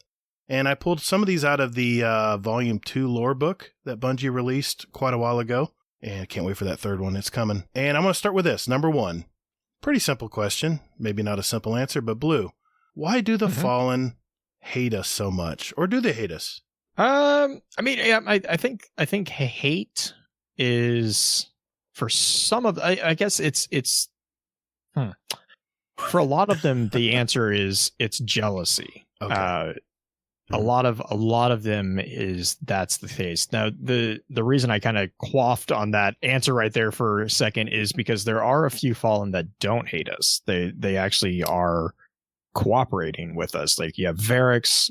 Varix is up in the air currently, but you have Mithrax as well. Mithrax is actually kind of one of the ones that has turned and kind of seen the benefit to working alongside Guardians and actually has a fire team of his own. Yeah, for the most part, you actually got a sense of this within the Constellations lore book. The Fallen are really confused. Like they see the Traveler as having abandoned them, and a lot of them don't remember before the whirlwind or before the giant, because like when they had the whirlwind happen, which was a huge cataclysm for them, it was basically their collapse. Right. They then had to cross. They come from a different solar system. They had to cross this vast expanse of nothingness in their ships. And in that transition, a lot of them forgot, there's generations of fallen that never existed outside of this system. And so they don't understand why the Great Machine, as they call it, is choosing humanity over them. And so a lot of it is, I would say, jealousy. They see us as being the thieves of the attention of the Great Machine. I see. And as most things with just humans in general, things that you don't understand, things that are other, it's really easy to kind of group those into something that you have a strong dislike for. Okay. Good answer. It's like dramatic to me now. Yeah. Now I feel kind of bad for him a little bit. Yeah. The Elixni actually have like a really tragic, like of all of the NPC races, the Elixni have probably one of the more tragic kind of saying or storylines. To be fair, we don't really know the Vex origin story, but of the ones that we do know the origin story of, the Elixni definitely are like, they're the closest to us. And so it's hard to feel like, it's like, well, what would we do in the same situation? I'm like, you can't really blame them because that's kind of what we would do. We would chase after it too, Like traumatized now. I'm never gonna fight a fallen again. I'm gonna be like, nope, I'm not punching him. And then he'll punch you with his 6 arms. Well, maybe, Well, but 4 that's arms. okay. Excuse me, 4 arms. I'll take it. So, all right. Question number 2. What exactly was the origin of the Iron Lords? So this is the Iron Lords were a group of, so before we had Guardians, before the whole city kind of really existed, there was a period of time called the Dark Ages, for very obvious reasons. It was a very dark time. It was post collapse. So basically we had the Golden Age, then the collapse happened, and then the Dark Ages started immediately after the collapse. Now, we don't really know fully how long the collapse lasted. We don't actually really know how long the Dark Ages lasted, but we do know that it was not a short period of time. Anywhere between years, decades, no one really knows for the Dark Ages. During the Dark Ages, there was a time at which the ghosts had been created at the time of the collapse. And so the ghosts were resurrecting people, and they were known as Risen. The Risen were, when we resurrected originally, the Risen were not, there was no vanguard, there was no guiding body to teach them, hey, we're supposed to take care of people. So they were largely left to their own purposes. And this led to a group of them kind of getting together and surprise humanity, realize, hey, we're stronger than everybody else, and we can tell them that we want their stuff, and we can make them give us their stuff. And this kind of led to the creation of a group of Risen that were called the Warlords. And the Warlords were basically, the best way to kind of picture the Warlords were basically minor kings. They had their own fiefdoms basically within the world. They all had their own territories that they had carved out, and there was an uneasy truce between all the warlords. They didn't really trust each other, but they all knew that, hey, if I stay on my territory, that person's going to stay on his territory or her territory, and they won't transcend. They won't territory. There were territorial disputes, but there weren't like invasions, like large scale invasions. So this is kind of the thing, is like, so you have the fiefdoms of all these warlords, and the civilians who were still mortal humans and awoken and exos were basically, they weren't slaves, but they basically were subservient. They were servants to these warlords, and they existed at the whim of these Risen. And so out of this whole situation, obviously there were abuses done. There were a group of Risen that were formed by an individual who went by the name of Radagast. And Radagast was a individual who basically had enough. He was tired of watching the abuses of all these warlords to people who were weaker than them. And so he had actually started taking stands against warlords and putting them down and actually killing them, like final death, killing them. Really? And so there was originally a group of 4. There was Radagast, Yolder, Saladin, and Perun. And there was a particularly nasty battle between those 4 and 5 warlords. And at the end of it, it was basically, I think it was a mine, if I remember correctly. But at the end of it, they won, and they had laid out the bodies of these 4 warlords, or these 5 warlords. And Radagast just basically snapped. He was just like, "Look, enough's enough. I'm done. We need to do something about this." And so what he did was he turned to the other 3 and he basically asked them, "Who among the Risen will you vouch for to join us?" And basically each one of them vouched for another Risen. And so and then of course it kept growing after that. So each one of them would gather, they would find other Risen who were of the like mind, who would swear allegiance to, at the time, what was called the Iron Banner or the Iron Law. Right. The Iron Law included a number of different components, one of which was, don't kill the ghost. You don't kill Ghost, which Fellwinter had a little bit of trouble with, but that's a different story. Yes, it is. It's a good story, but it's a little bit. He was known as a person who did not follow the Iron Decree necessarily. Right. He wasn't squeaky clean like some of the others were. Sure. But yeah, so like the original group was Radagast, Yolder, Saladin, and Perun, and then that quickly grew. We then had a group that included Silmar. Fellwinter would join as well. Scory, Timur, Gellion, and Ephrodite were kind of the secondary group that got brought in, and that kind of formed really the core of the Iron Lords. They were also called Wolves. There was a different groups were called different things, and so you had like Ashraven, you had Bredamart, you had Covalance, all these different names that most people recognize, especially from Rise of Iron era. Yeah. They were all brought in by other Iron Lords or Iron Ladies because they were recognized as being, okay, you are going to adhere to this Iron Decree of really becoming guardians. They basically were guardians before guardians existed. So yeah, but it all actually happened because Radagast was just done. Like he just got tired of watching the abuse of power that the warlords were doing. Okay, well, the next question, and you might have already kind of answered this, but I'm going to go with it anyway. From the Grimoire Anthology Volume 2, there is a quote by Lord Saladin, and he says this: "When the ghosts first found us, those who were chosen were blessed with power, but not wisdom." Can you elaborate who he's referring to here? Like who he's referring to, or what he's referring to? Both. So who?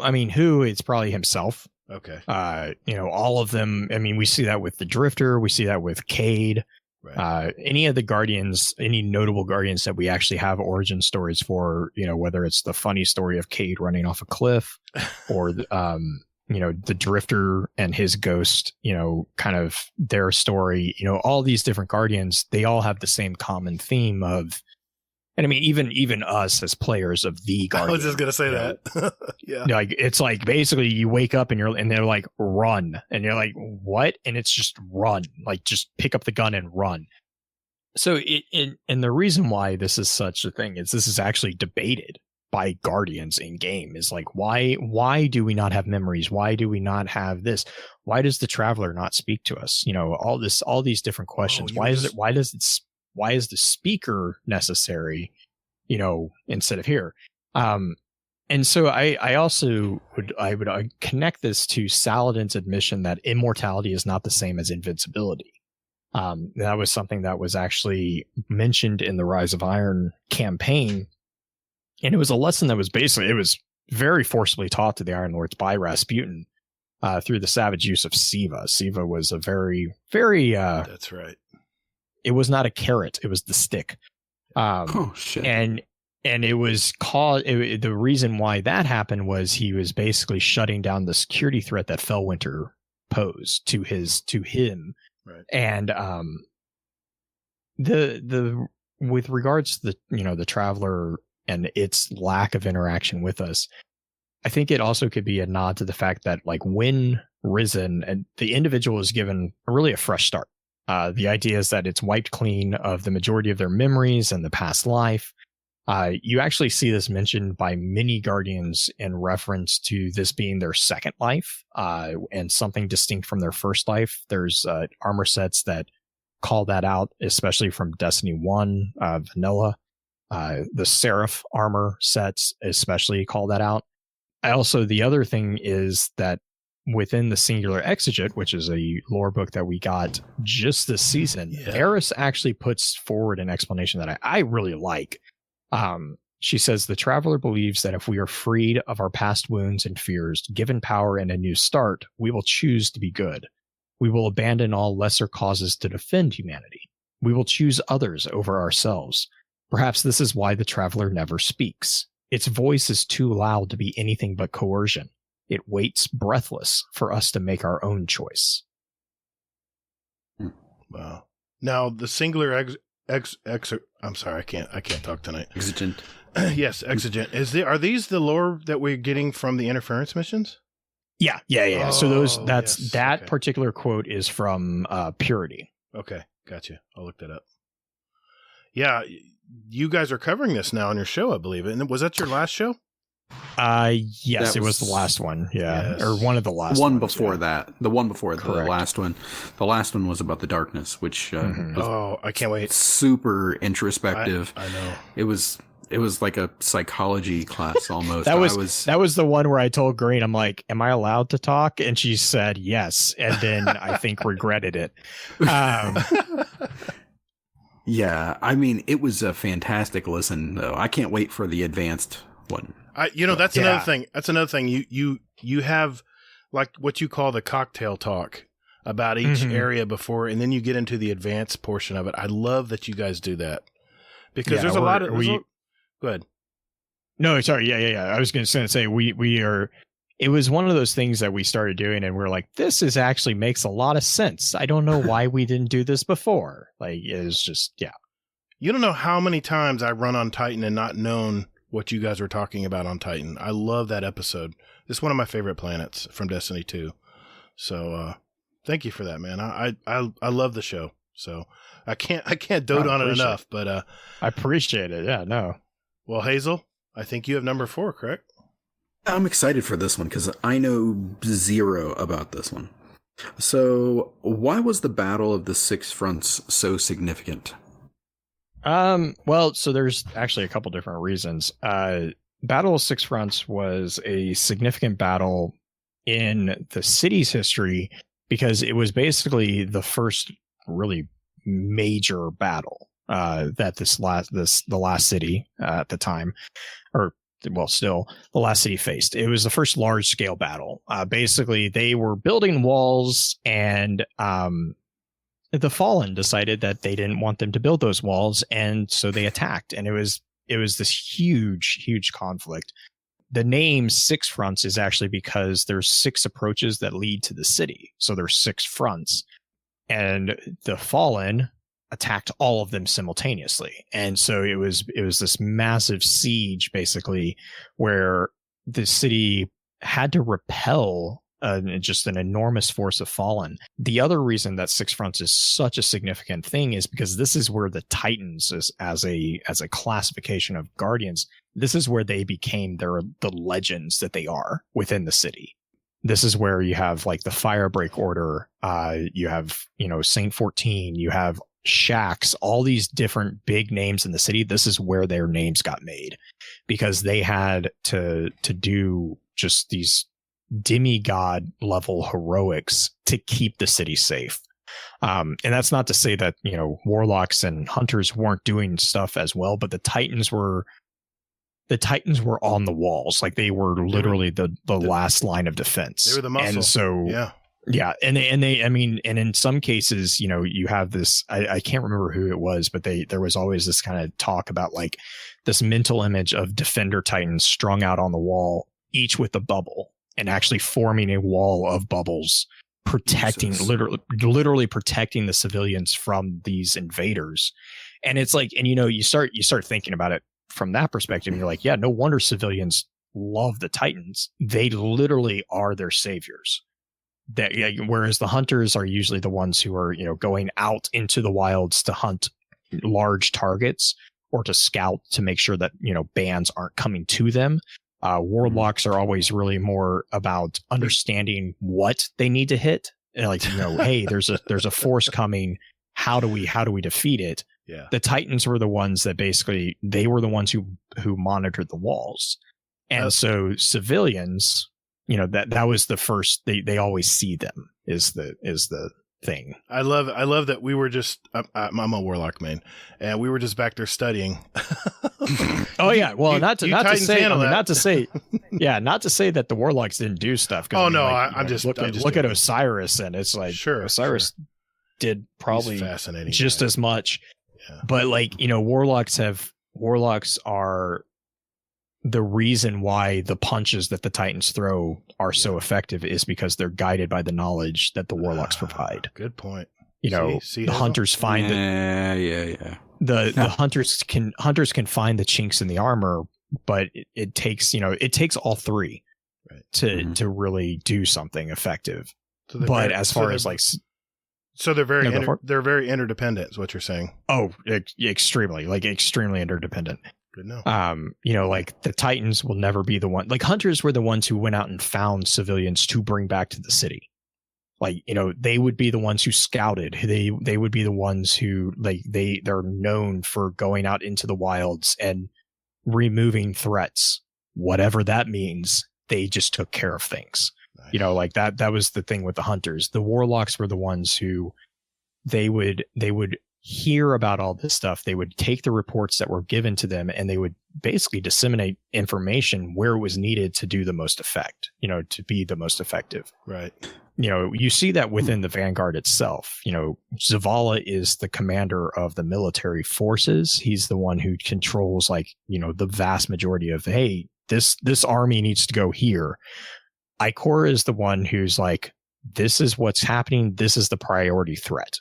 She's able to identify where we need to focus our energies. The strategist. Right. And then Cade, for the most part, like before Forsaken, Cade was the one who handled all the bounties. Every single bounty that we had in the game was from Cade, that Guardian bounty board. That was Cade's responsibility. Cade was the one who put bounties on targets, who called for, assassinations of high important targets, high value targets. He was the one who would identify those and basically parse out, hey, you're going to go get this person. You're going to go get this person. They all like would, they wouldn't step on each other, but they would all be able to cover, but that was their specialties. Like that was what they were all good at. And so so like they were all interdependent on one another. And I mean, even the Vanguard itself, they'll tell you about that is their fire team. They are a fire team and they depend on each other so much. That was why Cade was such a big blow to Ikora and Zavala, was because they weren't just losing a Vanguard mentor to do his job. They were losing a friend. They were losing a fire team member as well. All right, you got to settle a bet then. Who is going to be the new Hunter Vanguard if there is one? I have no idea. Okay. Because I mean, it depends. It depends on what type of dare gets thrown. Sure. I mean, that's the thing. Well, I mean, officially, whoever kills Cade has to assume the role, right? So that mean Aldrin would be the role? I don't know. He wasn't a hunter at the time of the death. Oh, that's right. So like, I mean, it's like, I know that's a lot. That's an easy, like a lot of people are like, well, it's whoever kills him. Like, that's what Cade said. And that's not necessarily like, if you look at the way the Vanguard dares are thrown, it's basically the Vanguard opens it up and says, okay, Vanguard dares are on. And then it's up to the hunters to dictate the nature of the dare between them. And the hunters are addicted to gambling because it's like the way that's the best way to brag about things, right? Is right. They do like the double dog dare and they're like, I bet you can't do this. And they're like, oh, watch me. It's like, that's basically what it is. Cause that's what happened with Andal and Cade. Like, it wasn't that the current Vanguard was like, I dare you two to do this. No, the current Vanguard went MIA for 2 years, and the Vanguard was finally like, we don't know where he is. He's dead. We don't know. We have to get a new Vanguard. Right. And when they announced that was when Andal and Cade made the Vanguard bet. They made their bet on who could kill Tannix. And Andal lost. And so Andal became the Vanguard at that time. And so that was the whole thing with that. Whole thing was that was a bet between the two of them. Really? Well, Tannix was tough to beat. Yeah, well, Tannix was is tough to beat. I love that. I love his cloak though. That cloak is beautiful. Oh gosh. Hey folks, listeners, this is the reason why you need to tune in to Focus Fire Chat. These conversations right here is what you hear on their podcast. It's just I was going to make a joke. Yeah, I was going to make a joke. I was like, you know what? I have a great idea. You should do a podcast because you have. I mean, like that was actually the most heartfelt. It was like, explanation that I've ever heard, and it made me like actually respect warlocks more. Thank you, Blue. Thanks for that, man. I don't get it. I don't get any respect from this Titan over here. None's whatsoever. He just tells me tells me to go read my book. I mean, the thing is like the way that I look at it is like, you know, every class, it's just like a tabletop RPG. Every class has its strength. And the cool thing with having only 3 classes is that it's very easy to see where those strengths and weaknesses overlap. And they have overlapped everything very, very well with this particular trifecta. Right. You know, it's just, they really have. And if you really look at the description of the classes within Destiny, you see that they are very, very archetypal as far as personalities go. Mm-hmm. Like they just really are. But there are also a lot of similarities between all of them. Like all of them are capable on the field of battle, but there's just, the Titan has a very particular approach. The Hunter has a different approach. The Warlock has, you know, a separate approach. Like, it's not that they're not effective. It's how are they effective? Where are they most effective? That differs between the 3 of them. God, I love this game. Okay, number 5. I'm going to go a totally different direction on you here, Blue. What were the Reef Wars all about? So the Reef Wars were actually really an interesting thing. There's a lot of debate actually on that. So basically what happened was during Twilight Gap, there was a massive call put out to all the Fallen in the system. And they basically were like, get your asses down here. We're going to wipe these people out. And the House of Wolves was the House of Fallen that were out in the outer reaches at the time.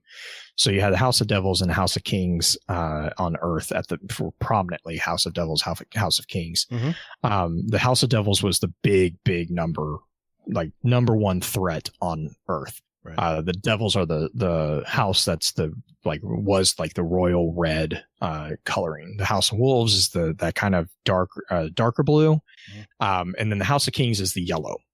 So we didn't see a lot of kings around. The kings were always the ones who were kind of orchestrating things from behind the scenes. I still remember that.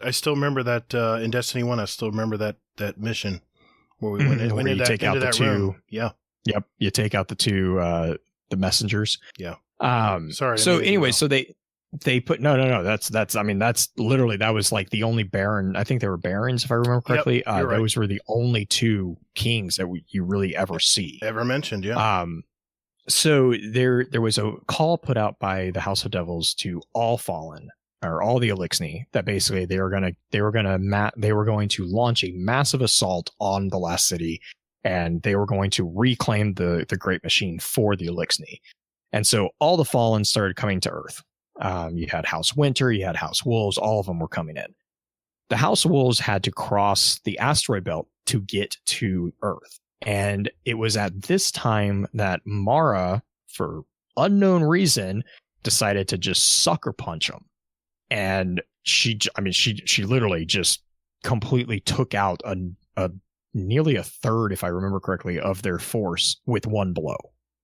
And of course, the Wolves were like, the fuck is this? Like, they were not expecting that. And so Mara basically, by starting the Reef Wars, Mara actually ended up saving the last city, because if the wolves had managed to get to Earth, we would have a much different ending to Twilight Gap. Really?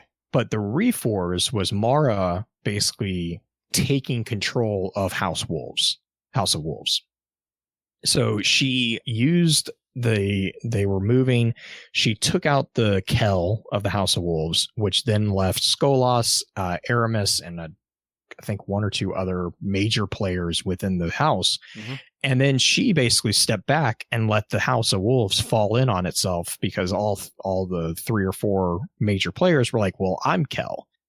It fell in, and they basically, she then just let them beat each other up, and then waited and stepped in at the end and was like, and I'm Kell of the House of Wolves.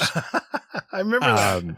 House of Wolves and expansion. that's literally what she did. She was like, yeah, okay, they're going to beat each other up. Wait until the last person's standing, and then just go in and be like, bop, done.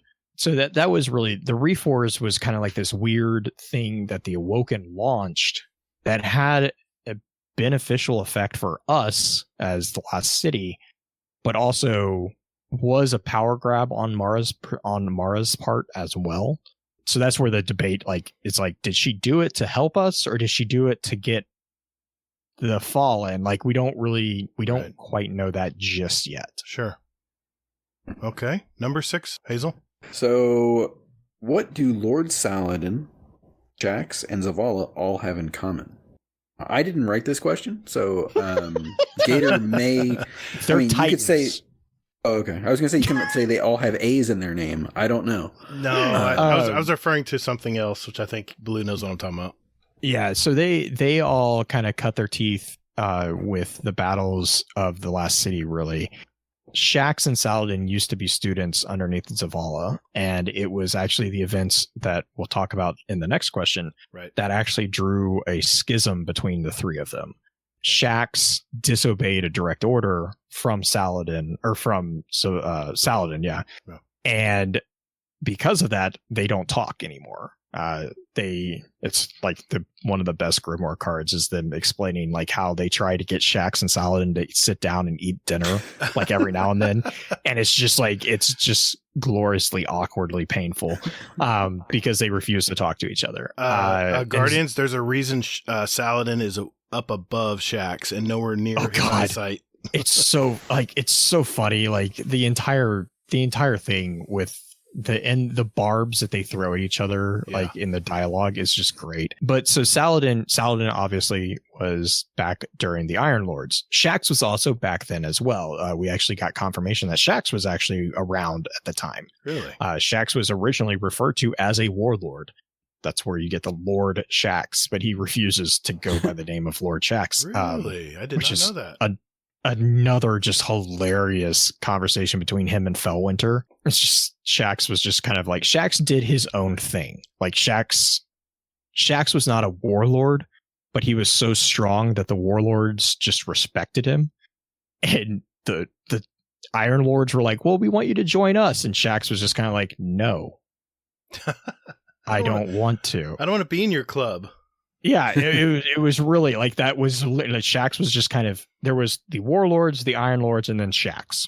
Wow. And that was kind of the order of things. So Shax has always kind of been that kind of outsider of those particular groups. But Saladin kind of took them under his wing, if you will.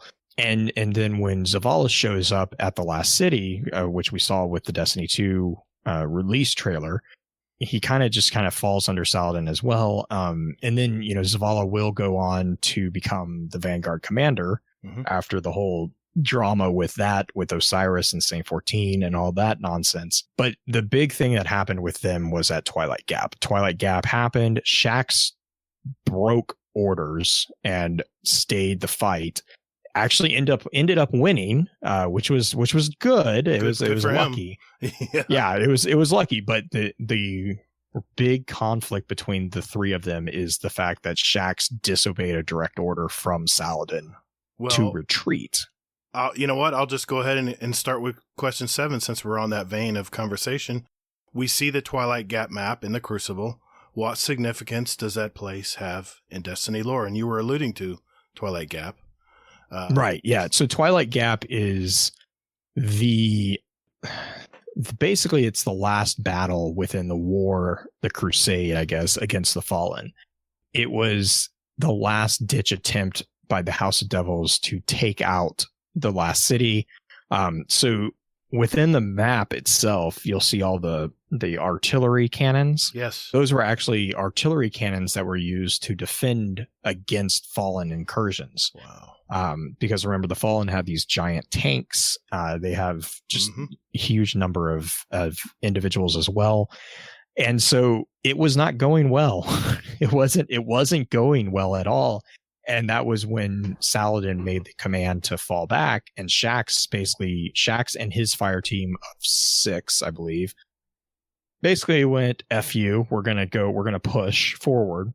And they did. And they actually managed to break the Fallen. Like, they were able to break the charge of the Fallen.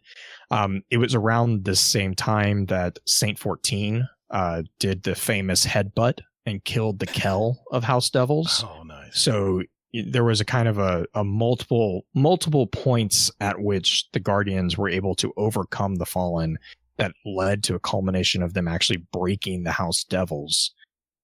And Twilight Gap was kind of the location that all this occurred at. Excellent. Thank you. Wow.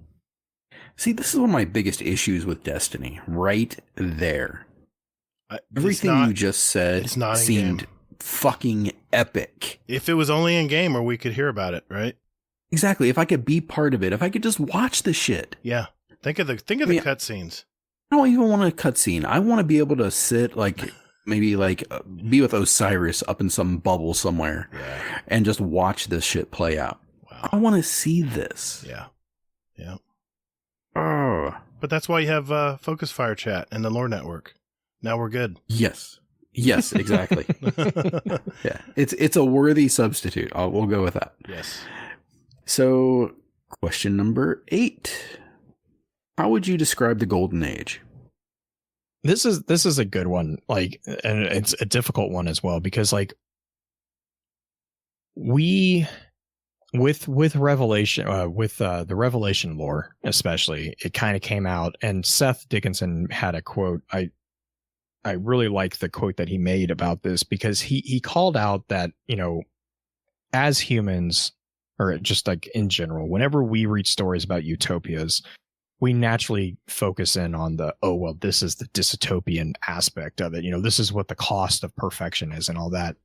And Seth actually went out and said, look, there, it's not that it was perfect, but there was a degree of utopia. There was a point at which people were genuinely trying their best to do their best. Like, there wasn't necessarily an undertow of corruption, not always. There was a point at which, everyone was trying to work in harmony with each other. That's why it's called the Golden Age. And so, yes, you had Clovis Bray, you had the shenanigans that they were doing as well.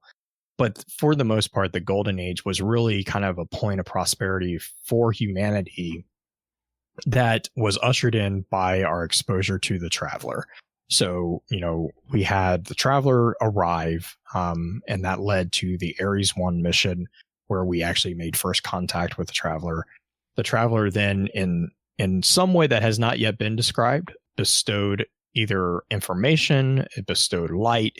We don't really know, but there was a communication between us and the Traveler, and that ushered in a golden age of, whether it's another Renaissance, whether it's, whatever, what have you. We were able to see, I think the call out within the Grimoire is the human lifespan tripled. Majority of diseases were overcome or eradicated. A lot of political tensions were, for the most part, healed. You had cultures that actually were at odds start to get together and start actually be able to work together. You see that in the last city with the 3 languages of English, Russian, and Chinese. I want to say it's Chinese. I can never remember it, but the Cyrillic and the Chinese. I think so. That's what's coming out of the Golden Age, is this kind of this collaborative humanity. Now, Obviously, it didn't last. But yeah, that was really the golden age. Was this time of not necessarily utopian collaboration, but it was a friendly competition. Like there was friendly competition going on because humans, we always love being the best, but it was like it wasn't like this I'm gonna stab you in the back type thing. It was more of like we're gonna become better because of the competitiveness. We're gonna become better, but we're gonna we'll make a profit, sure, but we're gonna make it because that's the best thing to do. And then, of course, the darkness happened and all that fun stuff, and that's what led to the collapse. Very good. So, if I understand this right, so Golden Age is going to come in 2021. We can forget about 2020. Yeah, we're experiencing it backwards. We're going from the Dark Age to the Golden. Okay. Well, and it's funny because you talk about that, but then if you also look at like human history in general, Renaissance was followed by the Dark Ages. There was a Dark Age following the Renaissance, and that's the Enlightenment. It's a natural cycle. Dare I say it? Thank God for the Irish. Yeah. Well, make good whiskey. Yes. Yeah. That and just in general education. I'm 1/64th Irish, so you're welcome. Yeah, okay. I'll take it. All right, we're at number 9. This is a good one. I really thought about this one. I wanted to ask this since this was becoming more relevant today. What significance is Varix to us? So Varix is an interesting character because he is the linchpin that allowed Mara to take over the House of Wolves. He is one of the very few, well, he was one of the first Fallen, the Elixni, that truly had a strong moral character and held to that moral character. Because the whole thing was the reason why he betrayed Skolas. He was originally, so Varix is part of House Judgment, which is a very small house at this time. And he was traveling with the House of Wolves. And for the most part, he was loyal to the House of Wolves because, that was who he was housed with. But it was the crime, basically the crimes of humanity or the crimes against humanity that Skolas was continually performing during the Reforms that finally drove Varix to be like, you know what, enough's enough. Like we're better than this. And he betrayed Skolas to Mara because of the travesties that Skolas committed, which then led to Mara being able to take over the House of Wolves. So Varix is very much a key player in that whole story. He then took over ownership, I guess, or the wardenship of the Prison of Elders. And Varix is also one of the few people that we have confirmation holding of an item called the Elder Cipher, which is very important to the Fallen. The Fallen exist because of an element called ether. Mm-hmm. Literally, that is what they consume. They have to it's air, it's nutrients, it's everything to them. Right. And one of the ways that they control the flow of ether is through what these items called ciphers. And the Elder Cipher, or a Elder Cipher, is basically a cipher that the cipher of the ciphers is the best probably way to explain it. It's a cipher that only Kells really have. Wow. And so Varix has one of these. And so that's where Varix is actually got a pretty good power on his side for the most part when it comes to the Fallen. Currently, the reason why Varix is significant is because Varix is the one who kind of abandoned his post at the Prison of Elders, which led to the prison break, which then led to the whole situation with Forsaken and that whole thing. Part of the reason that he did that was because of the creation of the Scorn. He was trying to figure out what was going on, and he basically was trying to reverse engineer and heal the Scorn and just couldn't figure it out. But yeah, so I'm curious to see what Varix has been up to as well on Europa, because with the introduction of his voice lines in in one of the later trailers that just released, it's gonna be interesting seeing what he's up to, or what he's been up to. You know what I want to do? I always want to go back and play Destiny again. I want to go back and play Destiny 1 again now that I know all this stuff. And it's Varix was such an interesting character. Yeah, he was. Like when we first interacted with him, what was that? House of Wolves? Yeah. It was such a, I remember people getting so excited because it was like, oh, there's actually like his presence added so much depth to the Elixni species. Mm-hmm. Because it basically confirmed that the Elixni were not mindless, NPCs. Like they could change. We then later saw, Mithrax. Mithrax was another situation similar to that. Right. Right. But yeah, I remember Varix being shown on the trailer reveal, and like people losing their minds because of it. I bet. Mm-hmm. Yeah, well, we've been asking, where's Varix? What's he up to? Right. Yeah. Oh, yeah. Now we're going to know. We've also been asking, where's the Exo Stranger? So, Well, yeah. But yeah, I'm holding to my, I remember we were at Guardian Con, and it was like right after Luke Smith came out and was like, the Exo Stranger story is I was going to mention that, and I wasn't going to go there. I'm like, it's one of the few times that I've actually been like, like, don't do that. Like, that's just, that story is nowhere near being done. And so like when that whole thing dropped, I was like, goddamn right. I just remember I'm like, that's right. He did not tell me that in my dream. So I was like, oh my God, I'm so glad to see her come back. I'm so happy to see it. Have more information about her. I'm so excited already. All right, Hazel. It's all yours, man. Number 10. All right. Well, I'll tell you this. I am super excited for Beyond Light. I am more excited now than I think I've been ever for Beyond Light, actually, because of this interview.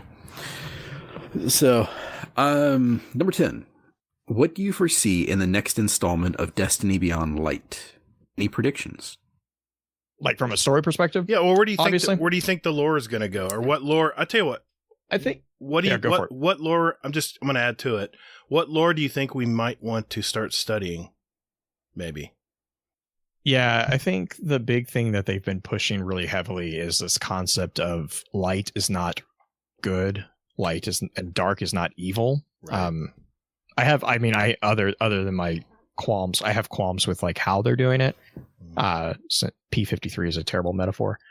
I fucking hate that card so much. But I think that what they're going to be starting to push is this idea of Guardians truly make their own fate. Like there's a concept of choice. We see it with the opening up of the RPG elements that they're introducing with Stasis. Right.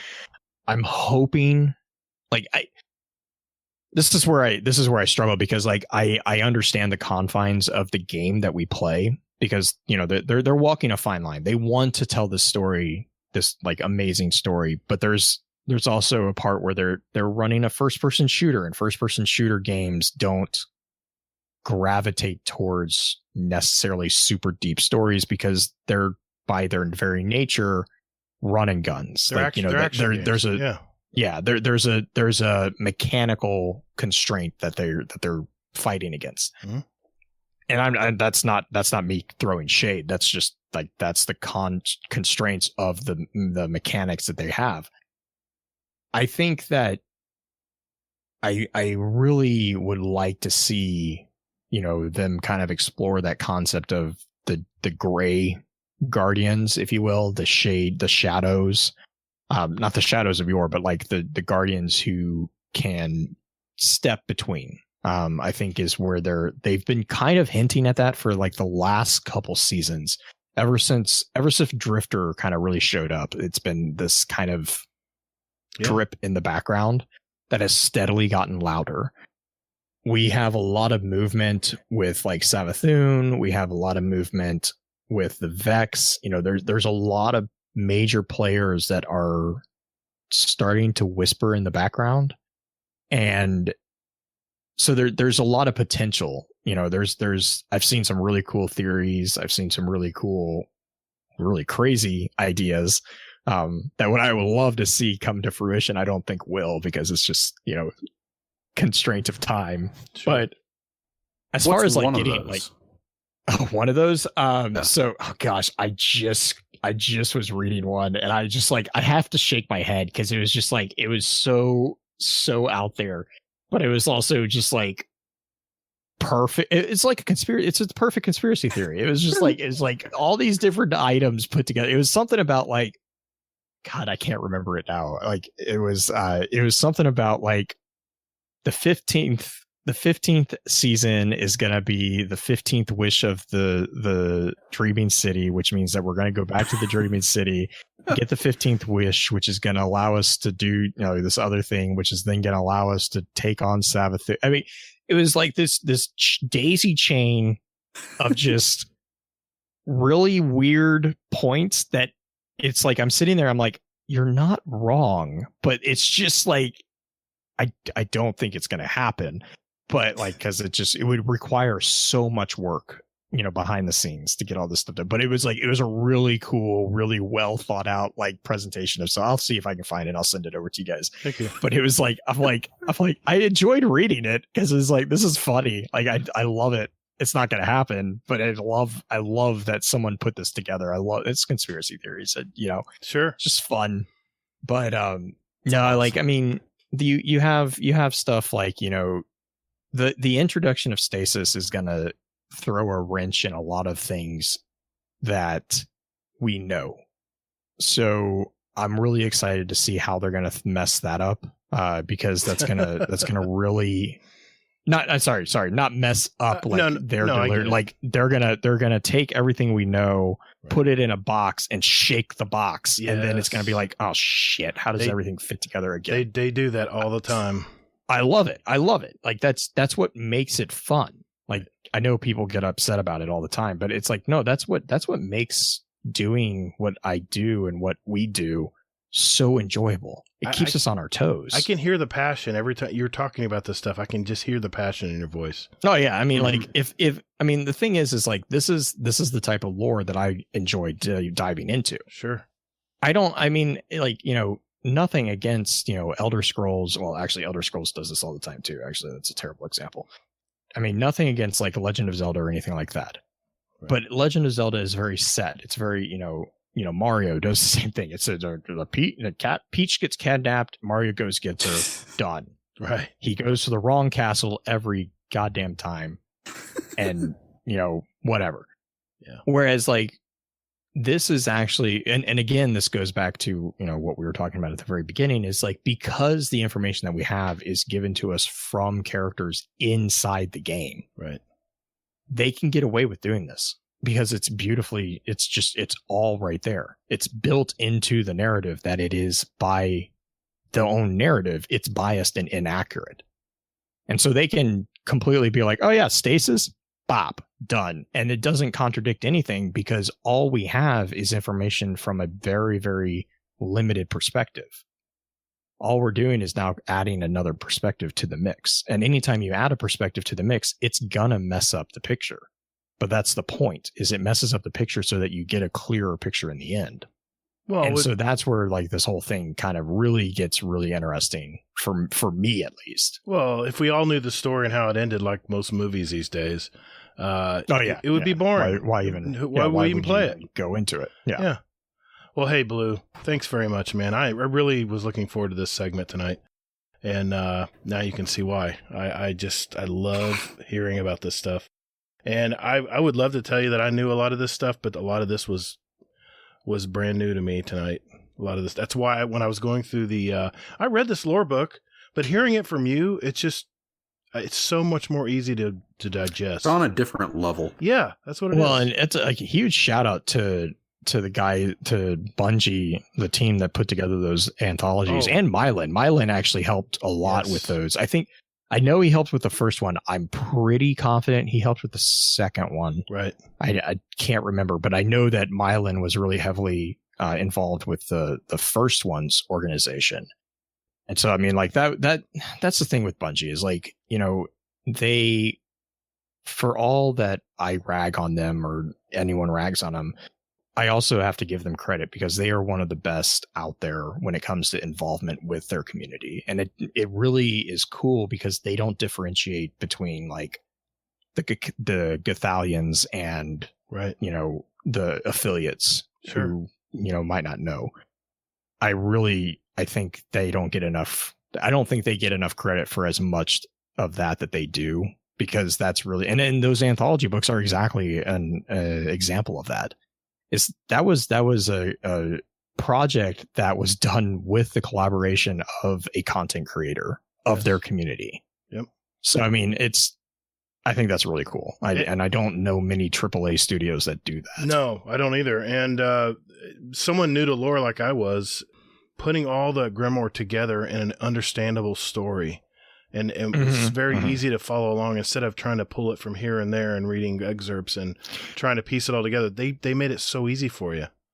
Right. And another resource, you know, that I always recommend is Ishtar. Yeah. IshtarCollective.net. Baxter and his team have It's a beautiful they just continue to blow me away with what they do with that site. I know, like, back when D1, when we had the Grimoire, it's a boon to all of us who do, you know, whether you're doing light research or doing, you know, heavy research. Right.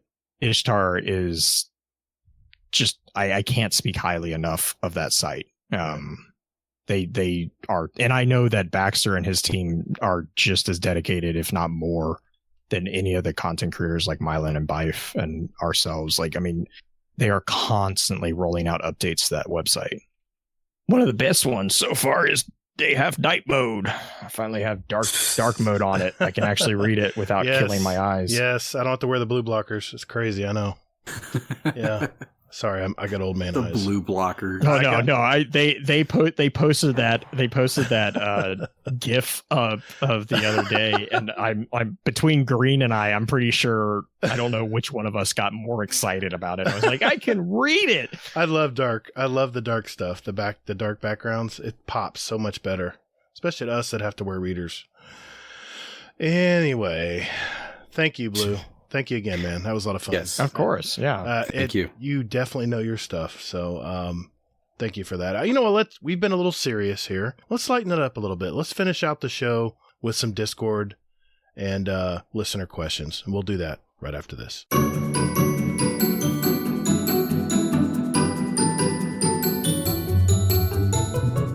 All right, boys and girls, it's that time of the week. It is our Twitter and Discord questions, and no Twitter questions this week, but we do have a lot of Discord questions. So we're running a little long on time, so we're going to ask some of them tonight, and some of them will ask next week. So, Hazel, why don't you pick the first one, man? All right. So, we'll go with an easy one. Okay. Oh, maybe easy. So, RNG Gator.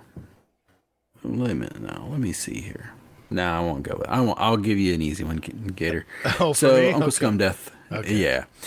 When you were a child, what did you want to be when you grew up? Blue, we always refer to our guests first, just so you know. Unless you need time. Man, I still don't know what I want to be when I grow up. Good point. Good point. Do we ever really know?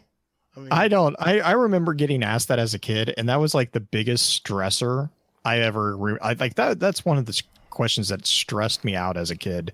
Because, like, they were like, you need to answer. I'm like, why do I need an answer? Like, this is a terrible thing to put on a kid. Yeah. I don't know what's out there. What do you expect of me? What did you say, Hazel? Growing up, I wanted to be a lawyer or a cop. That's so funny. I agree with Blue. It was a lot of pressure as a kid. What do you want to be when you grow up? What do you want to be when you grow up? I was like, well, attorney sounds really fancy. All right, I'm going to be an attorney. And people go, oh, wow, an attorney. Wow, that's a lot of school. But as I started getting a little bit older, just a few years, I love nature. And I wanted to be an oceanographer. I love fish. I scuba dive and stuff. So that is what I wanted to be. And, as we all know, things don't quite work out always that way. So, hey, good question, Uncle Scumdeath. I've got one from Jealous. Question for the show.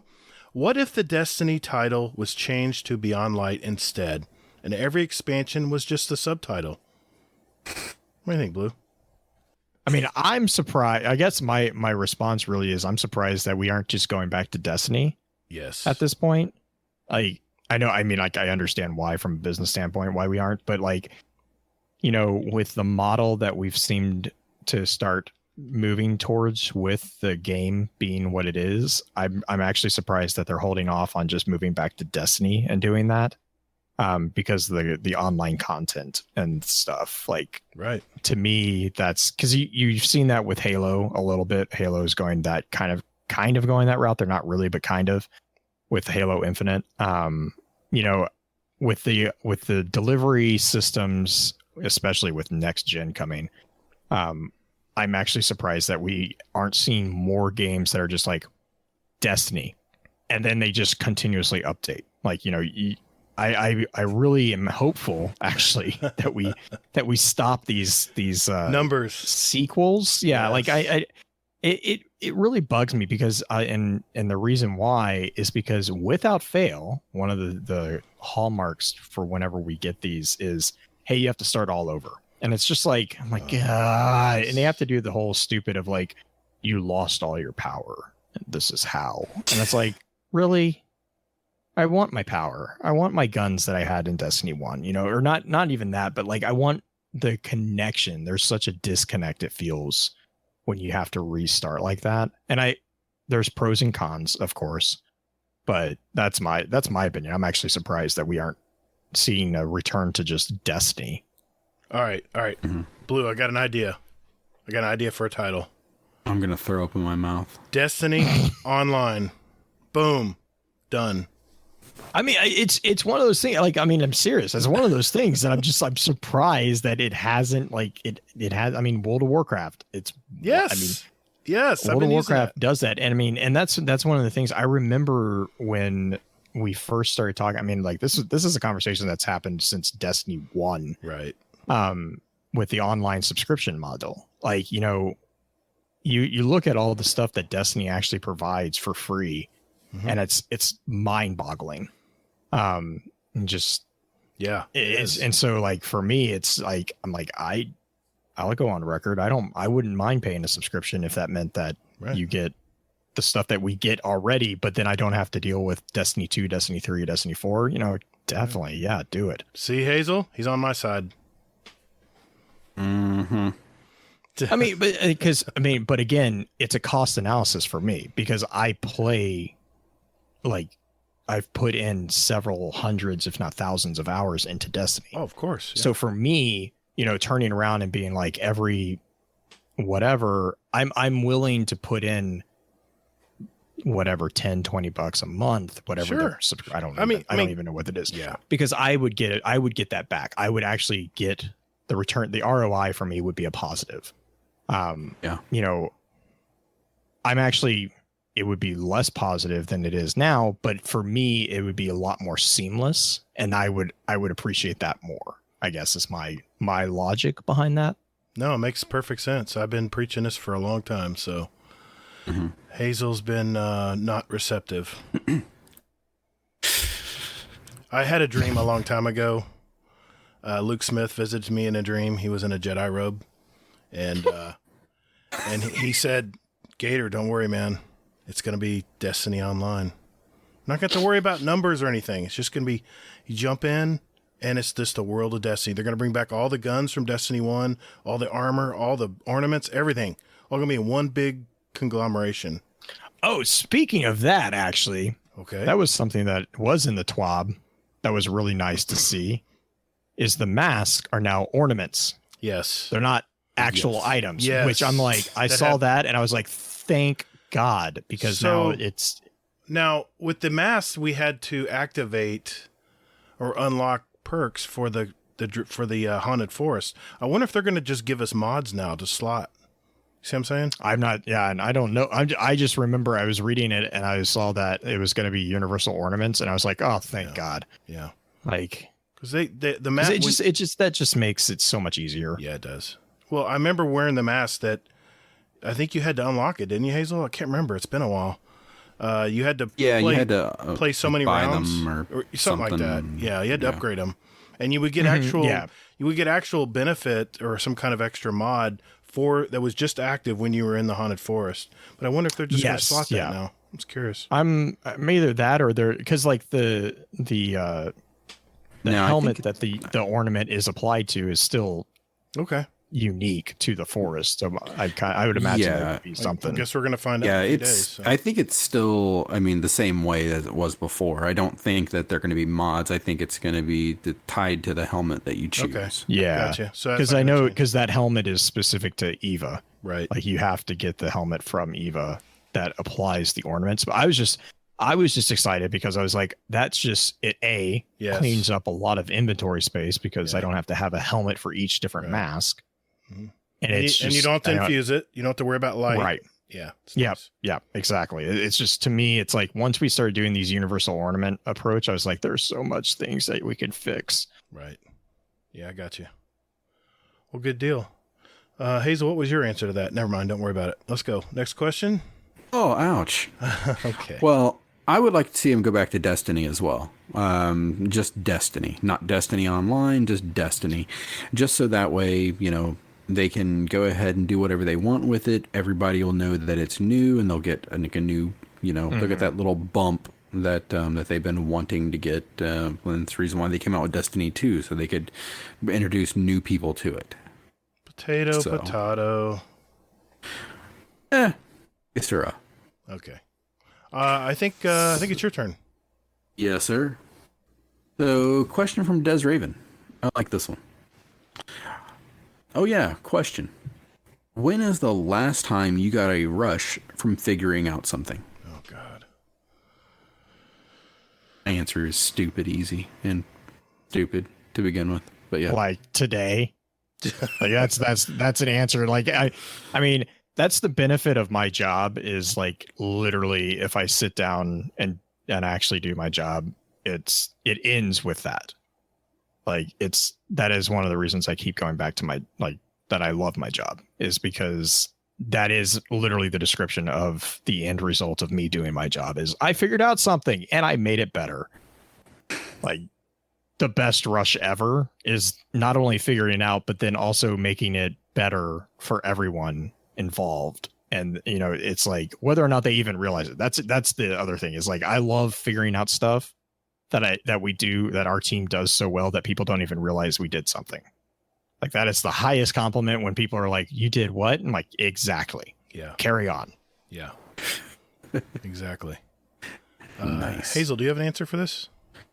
Yeah, I do. Anytime that I play Among Us and I figure it out who it is, and and I kick somebody else's off of the ship, and it's fantastic. I've got a really it's not sentimental, but this was something I figured out. And I was listening to Tony Robbins, and he says, everyone thinks that you have to just, you have to catch happiness. You got to catch it. It's something you got to grab from an external area. He says, why don't you do this for me? Just smile. I'm telling you, if you really right now just made yourself, even if you think it's fake, just smile, what happens to your body? It lifts. Your body lifts when you smile. I mean, it sounds very stupid, but I'm telling you, it was a breakthrough I had that I figured out, and I got a rush. I was like, this makes perfect sense, because if you create the muscle movements in your face and smile, your body has to react to that. And I'm telling you, try it, and try it in your own time, but I'm telling you, it works. So, people who are always going around always happy all the time, I'm telling you, it's something they practice, and it's something that they have honed over the years. And I had a lot of friends who are like that. And I really aspire to be that way one day instead of the grumpy old guy. So, okay, let's see. You want to do one more question each? And let's do that. Yeah, let's do that. We're running a little long on time, so we'll respect our guest here. Okay. Good question here. Jealous? Question for the show. Have you ever been in a bad atmosphere group of people and lied to yourself to stay in the group? Man, that's a great question. That's a life question. What do you think, Blue? No. Because you just I ditch those people, right? I'm notorious actually for this. If I'm done with something, I will literally just get up and leave. Please don't do that tonight. Horrible. No. I'm for him. terrible. I'm terribly like I wouldn't even. It's not even a matter of me being rude because in my brain it's not rude. I'm just like we're done with the conversation. Let's move on. Like that's the way my brain works. But yeah, no, I do not make I don't do small chat. I don't do chit chat at all. Like my brain doesn't, I feel very uncomfortable when I have to do that stuff. Sure. So yeah, if I'm in a group where it's like, it's negative, that being said, I won't make a big deal out of it. Sure. I'll just move on. I will literally just leave the group and just be like, makes perfect sense. I have better things. I have better things to do with my time, and I have spent a long time getting to a point where I recognize that. Hazel, this ever happened to you? That's how I got roped into this podcast. Oh, come on, man. Correct it. Damn it. I can't leave. I can't. I wish I would have thought of that. I know you would have gone next. But I guess no. I mean, I don't ever have a problem telling a group of people or anybody to fuck off and just kind of, walking away. I just don't have a problem with that. If somebody's doing something I disagree with, it's just like, come on now, I'll give you one shot. Screw that off, then fuck you then. Right. I will say that it is definitely something that took a while for me to figure out. Sure. To do, but I mean, I think as someone who has gone through like severe depression and stuff like that, it's one of those things where kind of what you were talking about with the smiling. Like I just have trained myself where it's like, I recognize that, hey, this is going to trigger something and I don't want to be around when that gets triggered. So yeah, moving on now. Yeah. Good point.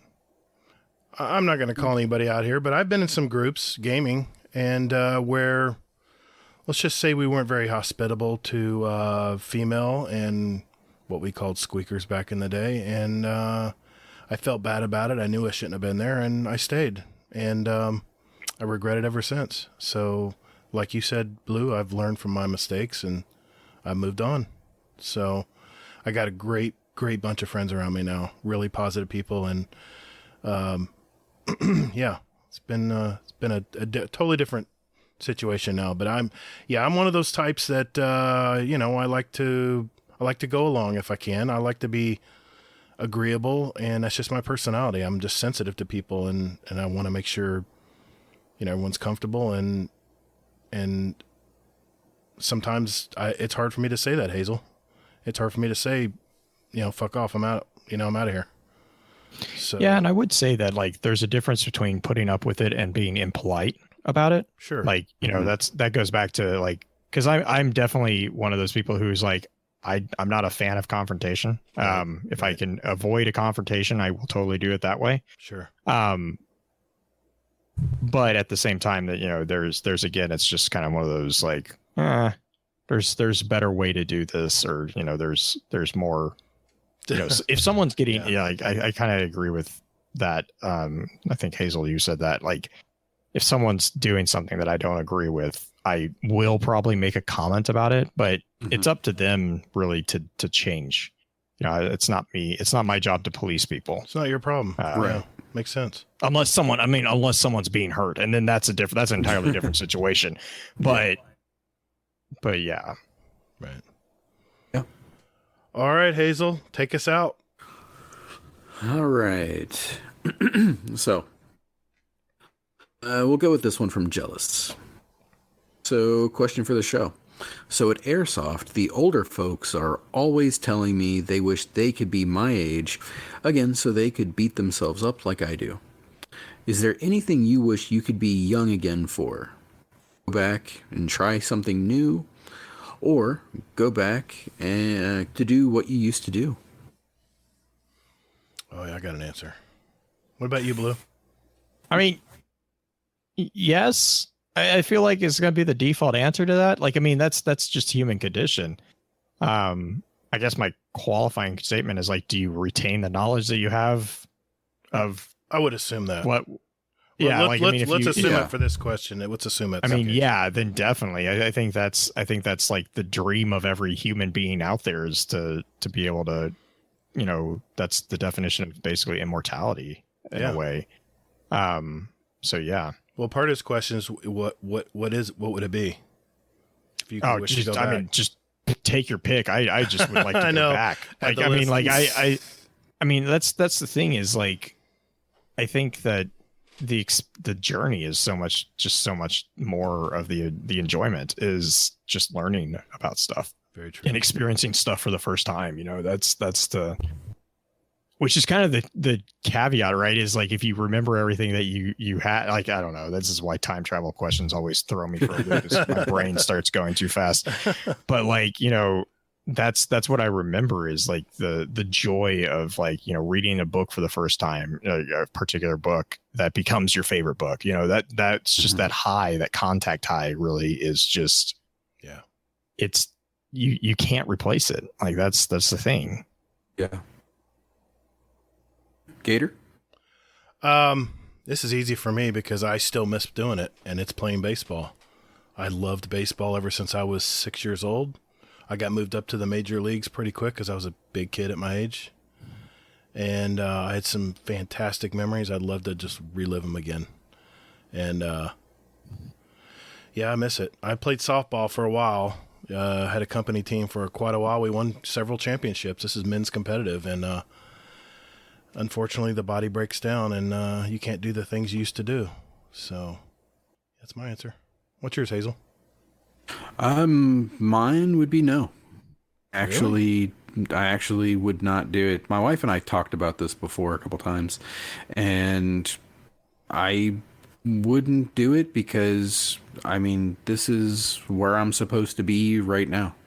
I mean, any number of decisions that I could have made could have changed pretty much everything about my life. I mean, yeah. I mean, just anything. That's a fair. I mean, that's a fair answer too. Yeah, Like, I I think say. that's a fair thing too, because you look back. Like, I mean, I think everyone, at some point, if you don't do it, I think you definitely should. Like, go back and just look at all the things, and like, everyone's like, oh, I wish this hasn't happened, or I wish this didn't happen. Blah blah blah. It's like, but if that didn't happen, kind of exactly what you're saying right there is like, those things that were painful at the time, that's what led you to where you are now, or are leading you on the road to somewhere, somewhere better, or what have you. And I think that's definitely worth considering when you start talking about stuff like that. Yeah. Gratitude is a very powerful thing that we have as human beings. Very powerful. Well, good deal. Thank you, gentlemen. Thanks for answering those questions honestly. And if we did not answer your question tonight, gang, we'll get to them next week. We never forget a question. Unless it's from creepy Uncle Bot. We usually don't answer his. Anyway, moving on to our last segment of our show. This is the part of our show where we pick our songs for our award-winning Guardian Downcast show playlist. Just a little sample of what me and Hazel and our guest Blue here likes to listen to. And we invite you to listen to it as well. Just search for Guardian Downcast show playlist on Spotify and now iTunes for all you Apple guys and gals out there. I'll always post links we have permanent links, of course, in our Discord, but usually in our show notes, I'll usually put a link there too if you want to follow what we're adding every week. And it's really nice because it represents everything about our show over the last year and a half, almost year and a half. So as of now, we have 418 songs, 29 hours, and 45 minutes of music representing every one of us. So Blue, let's start with you, sir. You picked 2 songs for our playlist today. I think you even alluded to one of them earlier in the show. Why did you pick your songs, and what do they maybe mean to you? So the 2 songs that I had, I have like the most eclectic. I'll be completely transparent. Those were just like the 2 that were on top of the playlist because I listened to like the weirdest mix of things in the world. Were V&V Nation Gratitude, which is from their Automatic trailer or Automatic album, which is I really like I got introduced to that particular band back, oh Jesus, 2002, 2000 maybe even, and I've just been a huge fan of their particular style of music ever since. But Gratitude is really it actually ties into what we were just talking about. It's talking about like being thankful for all the people who normally you would, not want anything to do with, because they guided you into doing something that either they challenged you to be better, or they told you couldn't do something and you rose above it. Like that's the whole point of that song. And then the other one is, just because it's fun to listen to, is Rise Against from Heads Unworthy. Just because it's Rise Against and they're a fun band to listen to. I don't know. Like I love everything that they've come out with, and they're fascinating. The entire group is actually really cool to read the history of as well. My son actually saw them at UCF in concert. Really? Oh yeah, man. Yeah, that was probably an interesting one. Yeah. Yeah, I was envious. Trust me. I did not want to pick him up. I wanted to go in there with him, but he was with his girlfriend, so it was weird. Anyway, Hazel, what do you have, sir? All right. I decided to not add a second Rise Against song, because I was going to actually add Savior, because I keep hearing it on the radio every time I get in the car. That's my favorite Rise Against song. It is. And I don't even know. I mean, I'm like, when did this song come out? Like 4 or 5 years ago, maybe? It's been a while. It's been a while. It's been a while. I know. It's been a while. And oh God. But yeah, I mean, every time I get in the car, like I heard it today when I got in, and my daughter was with me, and I was singing along, and she's just like, "Dad, what is this?" I was like, "Just hush." So I decided not to add that. So instead, I decided to right some wrongs in our playlist and add some music that should have been added previously. So I went with Ohms by it's a new song from the Deftones. Very nice. Which is just, it immediately transported me back. Then I added Kid Cudi, Soundtrack to My Life. For anybody who doesn't know, Kid Cudi is a guy who takes, at this point in his, when he was making these albums, he was basically maybe 2 to 3 years between albums, because that's how much effort he put into them. Wow. So, funny story, Savior by Rise Against was my favorite rock band song to play on guitar. I love that song. It was so, yeah, our family played a lot, and great times. Great song. God, I got to go play it now after the podcast is over. Damn you, Hazel. he's going to play Destiny 1, and then he's going to... Yeah, I don't think Destiny 1's going to be in the cards. We won't see him for a couple months. Yeah, I don't think so. Well, I got too much to do. I got Triumph Stunning to do. Anyway, my first pick, this is a post-grunge hard rock LA band formed under the name Cartoons in 2008, and they evolved into the band that they are today. After all this time as an indie label, they finally got a big record deal with Big Machine Records. And my song choice is off their first big album, Okay, I'm Sick. And the song is called Heroin, which describes an obsession of a girl just met. The group is called Bad Flower. A new group I've just found out about. Good group. For my second pick, this is a collaboration of 2 Danish musical artists. The first is a band that formed in 2006 and got a record deal from Universal Music in Germany in 2011. They have 4 studio albums and several singles out there. And the other group they teamed up with, in this song particularly, is a string trio of Danish women that formed in 2009. This is not an ordinary trio of string players. They like to break down the musical boundaries, so to speak, and they do a lot of collaborations with metal bands and all kinds of genres of music. So my song pick is a single from the group Kellermensch. I hope I'm saying that right. Collaborating with the trio Who Killed Bambi. No, this isn't the Sex Pistols song. It's a group called Who Killed Bambi. I swear to God, this is true. It's all in caps, by the way, too, if you're looking it up. And it's their 2020 single, Lost at Sea. This is a really haunting song for me, and when I first heard it. And this is off the Devin Townsend playlist. Thanks again to H for turning me on to Devin Townsend. Anyway, it's a song about deceit and the spiraling downward. It's actually a remake of Kellermensch's original alt song from 2017 from their Goliath album. So it's a really good listen. I can't wait to put it in, and I'll post a video, of course. I'll probably post a video of each of our picks here in our music and TV channel. So, as requested, Mrs. Gator has chosen a song for this week. You don't know this, Blue, but we had our year episode where we had the wives on, and my wife, of course, has such great taste in music. So now she has to add a song every week. She has no clue what she got herself into. Well, part of that's because Gator kept stealing her picks. No, that's not true, and you can't prove it. Just because I used the same playlist as her doesn't mean I was stealing her picks. We have very similar tastes in music, is what I'm trying to say. She's a little more folksy than me, but I like a little bit more rock in there too, especially metal.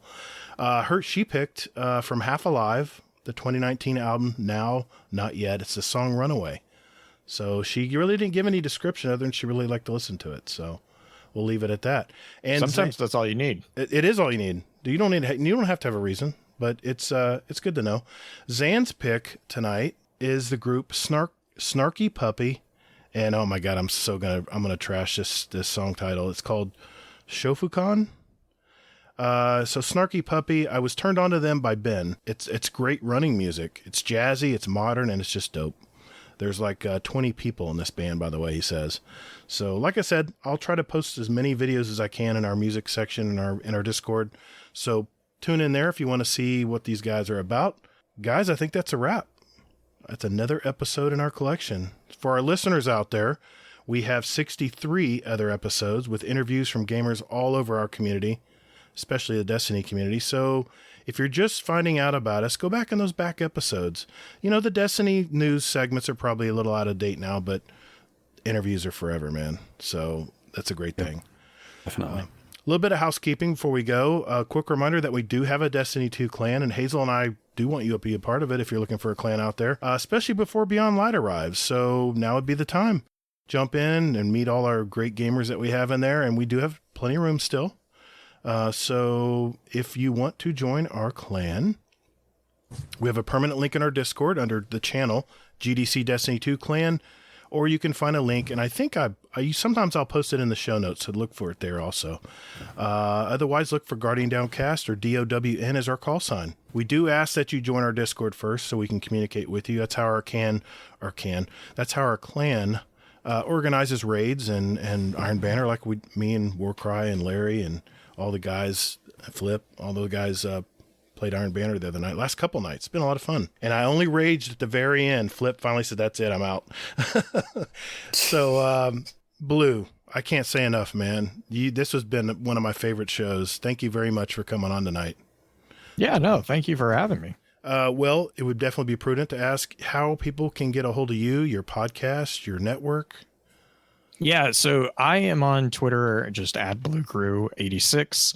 Easiest way to find us is really through the Lore Network, which is just www.thelorenetwork.com. We do also have focusfirechat.com. I'm trying to figure out if I should just direct that back to our Podbean site. Actually, that was something I was just thinking about that today. I was like, it's directed to the Lore Network right now. But I'm like, that's probably confusing a lot of people. Why create the extra work? Why create? Yeah, I mean, whatever. And so like either one of those sites, we that's probably the best way to find us. Green, and we're at Twitter at Focus Fire Chat or at the Lore Network as well.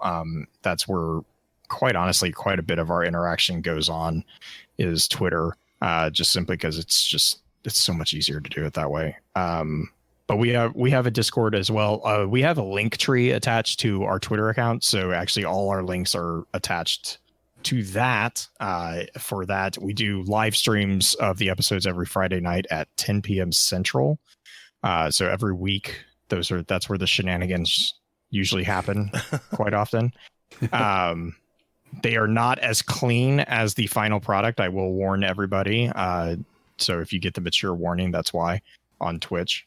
But yeah, I mean, that's really kind of the list of links for me. It's a very entertaining podcast, by the way. I've been listening to it all day today. I was out and enjoying this beautiful weather today in Florida, and it was just nice to hear about anything from the background of what happens during a podcast, all the particulars on they had questions they got from their listeners in their Discord, and they were answering them very effectively. And then of course the lore. I mean, there's so much to cover, guys. It really is. So definitely want to check out those guys. They're really great. Yeah, I appreciate it. Hazel, how can everybody find you, sir? Yeah. So, Blue, again, thank you so much, man. This has been great. It's funny. We had Green on, and I dove into some lore. Now we've got you on, and now I'm like, okay, I really, truly need to spend the rest of my life reading lore and learning. It's so good. It's so good. It's one of those things where it's like, when you find a game that has a good story, it's just so easy to get lost in it, and that's especially in today's world. Sometimes that immersion is what people need. I mean. Yeah, exactly. Mission accomplished. Yeah, for sure. And then I did want to say one thing real quick here. Sure. Is I did 2 raids last night with Kingsley, Wicked, McAwesome, and Azanis and Kato.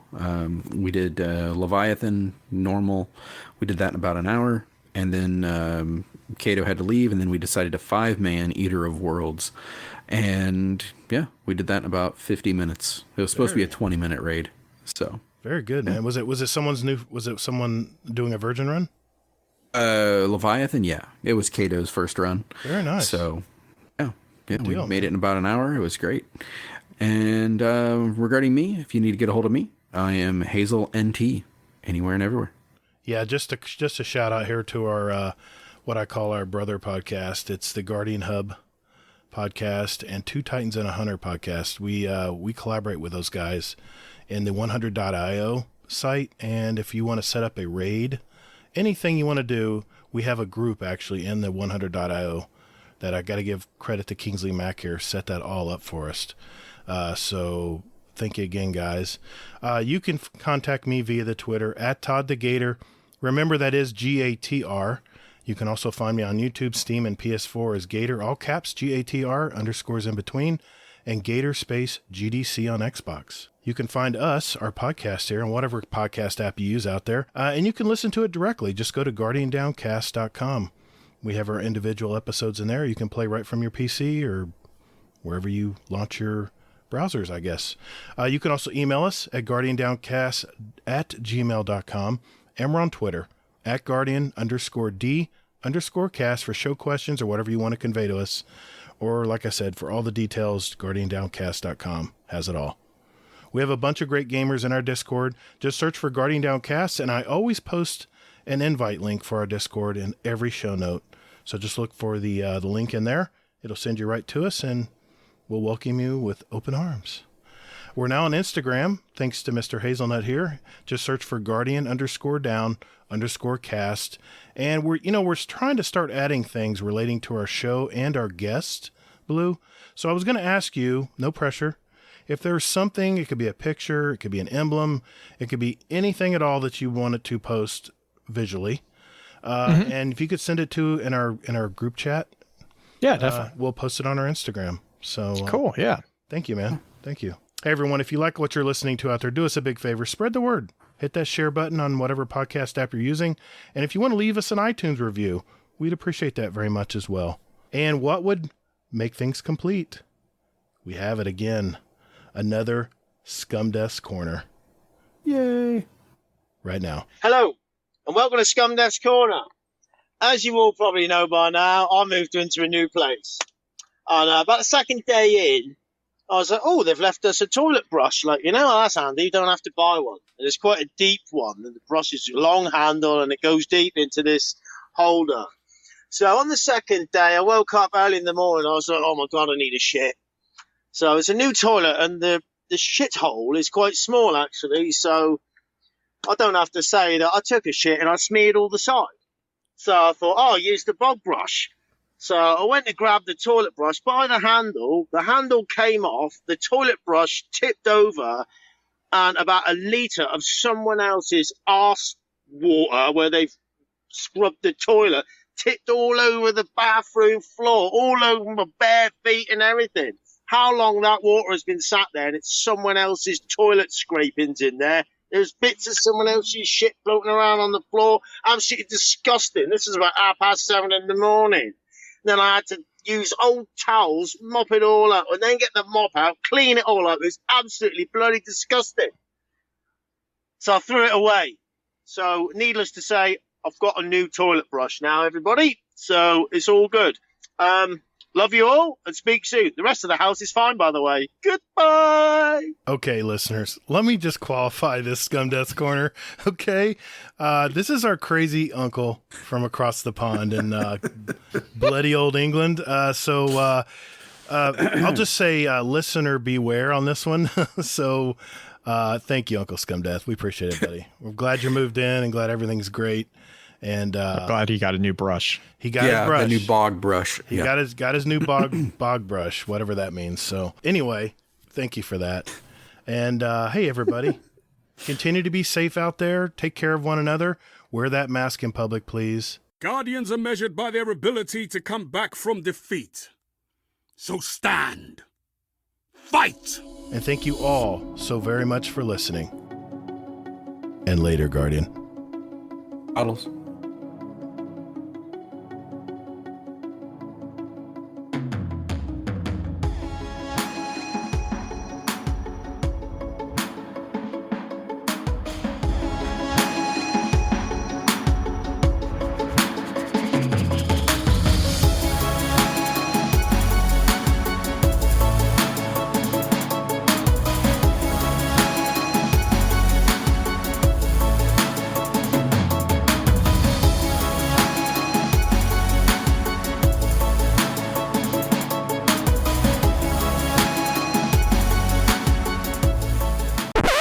Blue, thanks, man.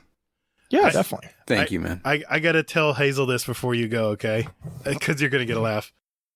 We had Green on the podcast. She gave us her story, and I was so cocky. I was like, I'm going to contact Blue here. I'm going to get his story.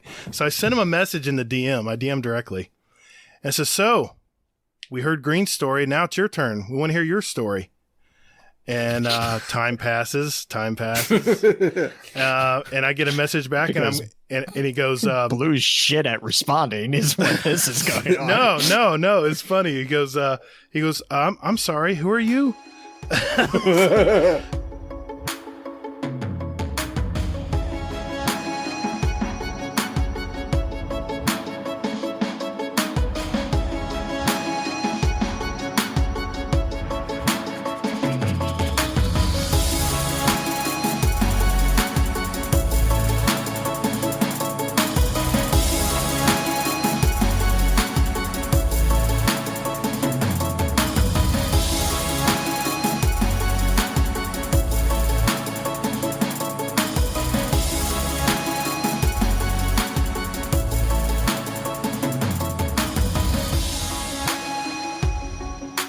You know that the group of people who live like with it, they have to have like a cordoned off area, because how many houses have guardians broken because they're jumping off towers?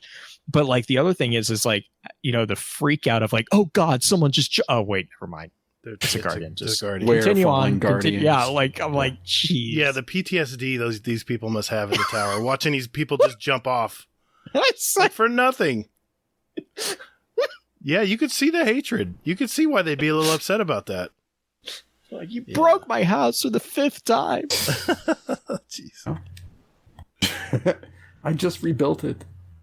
Here comes another guardian. Never mind.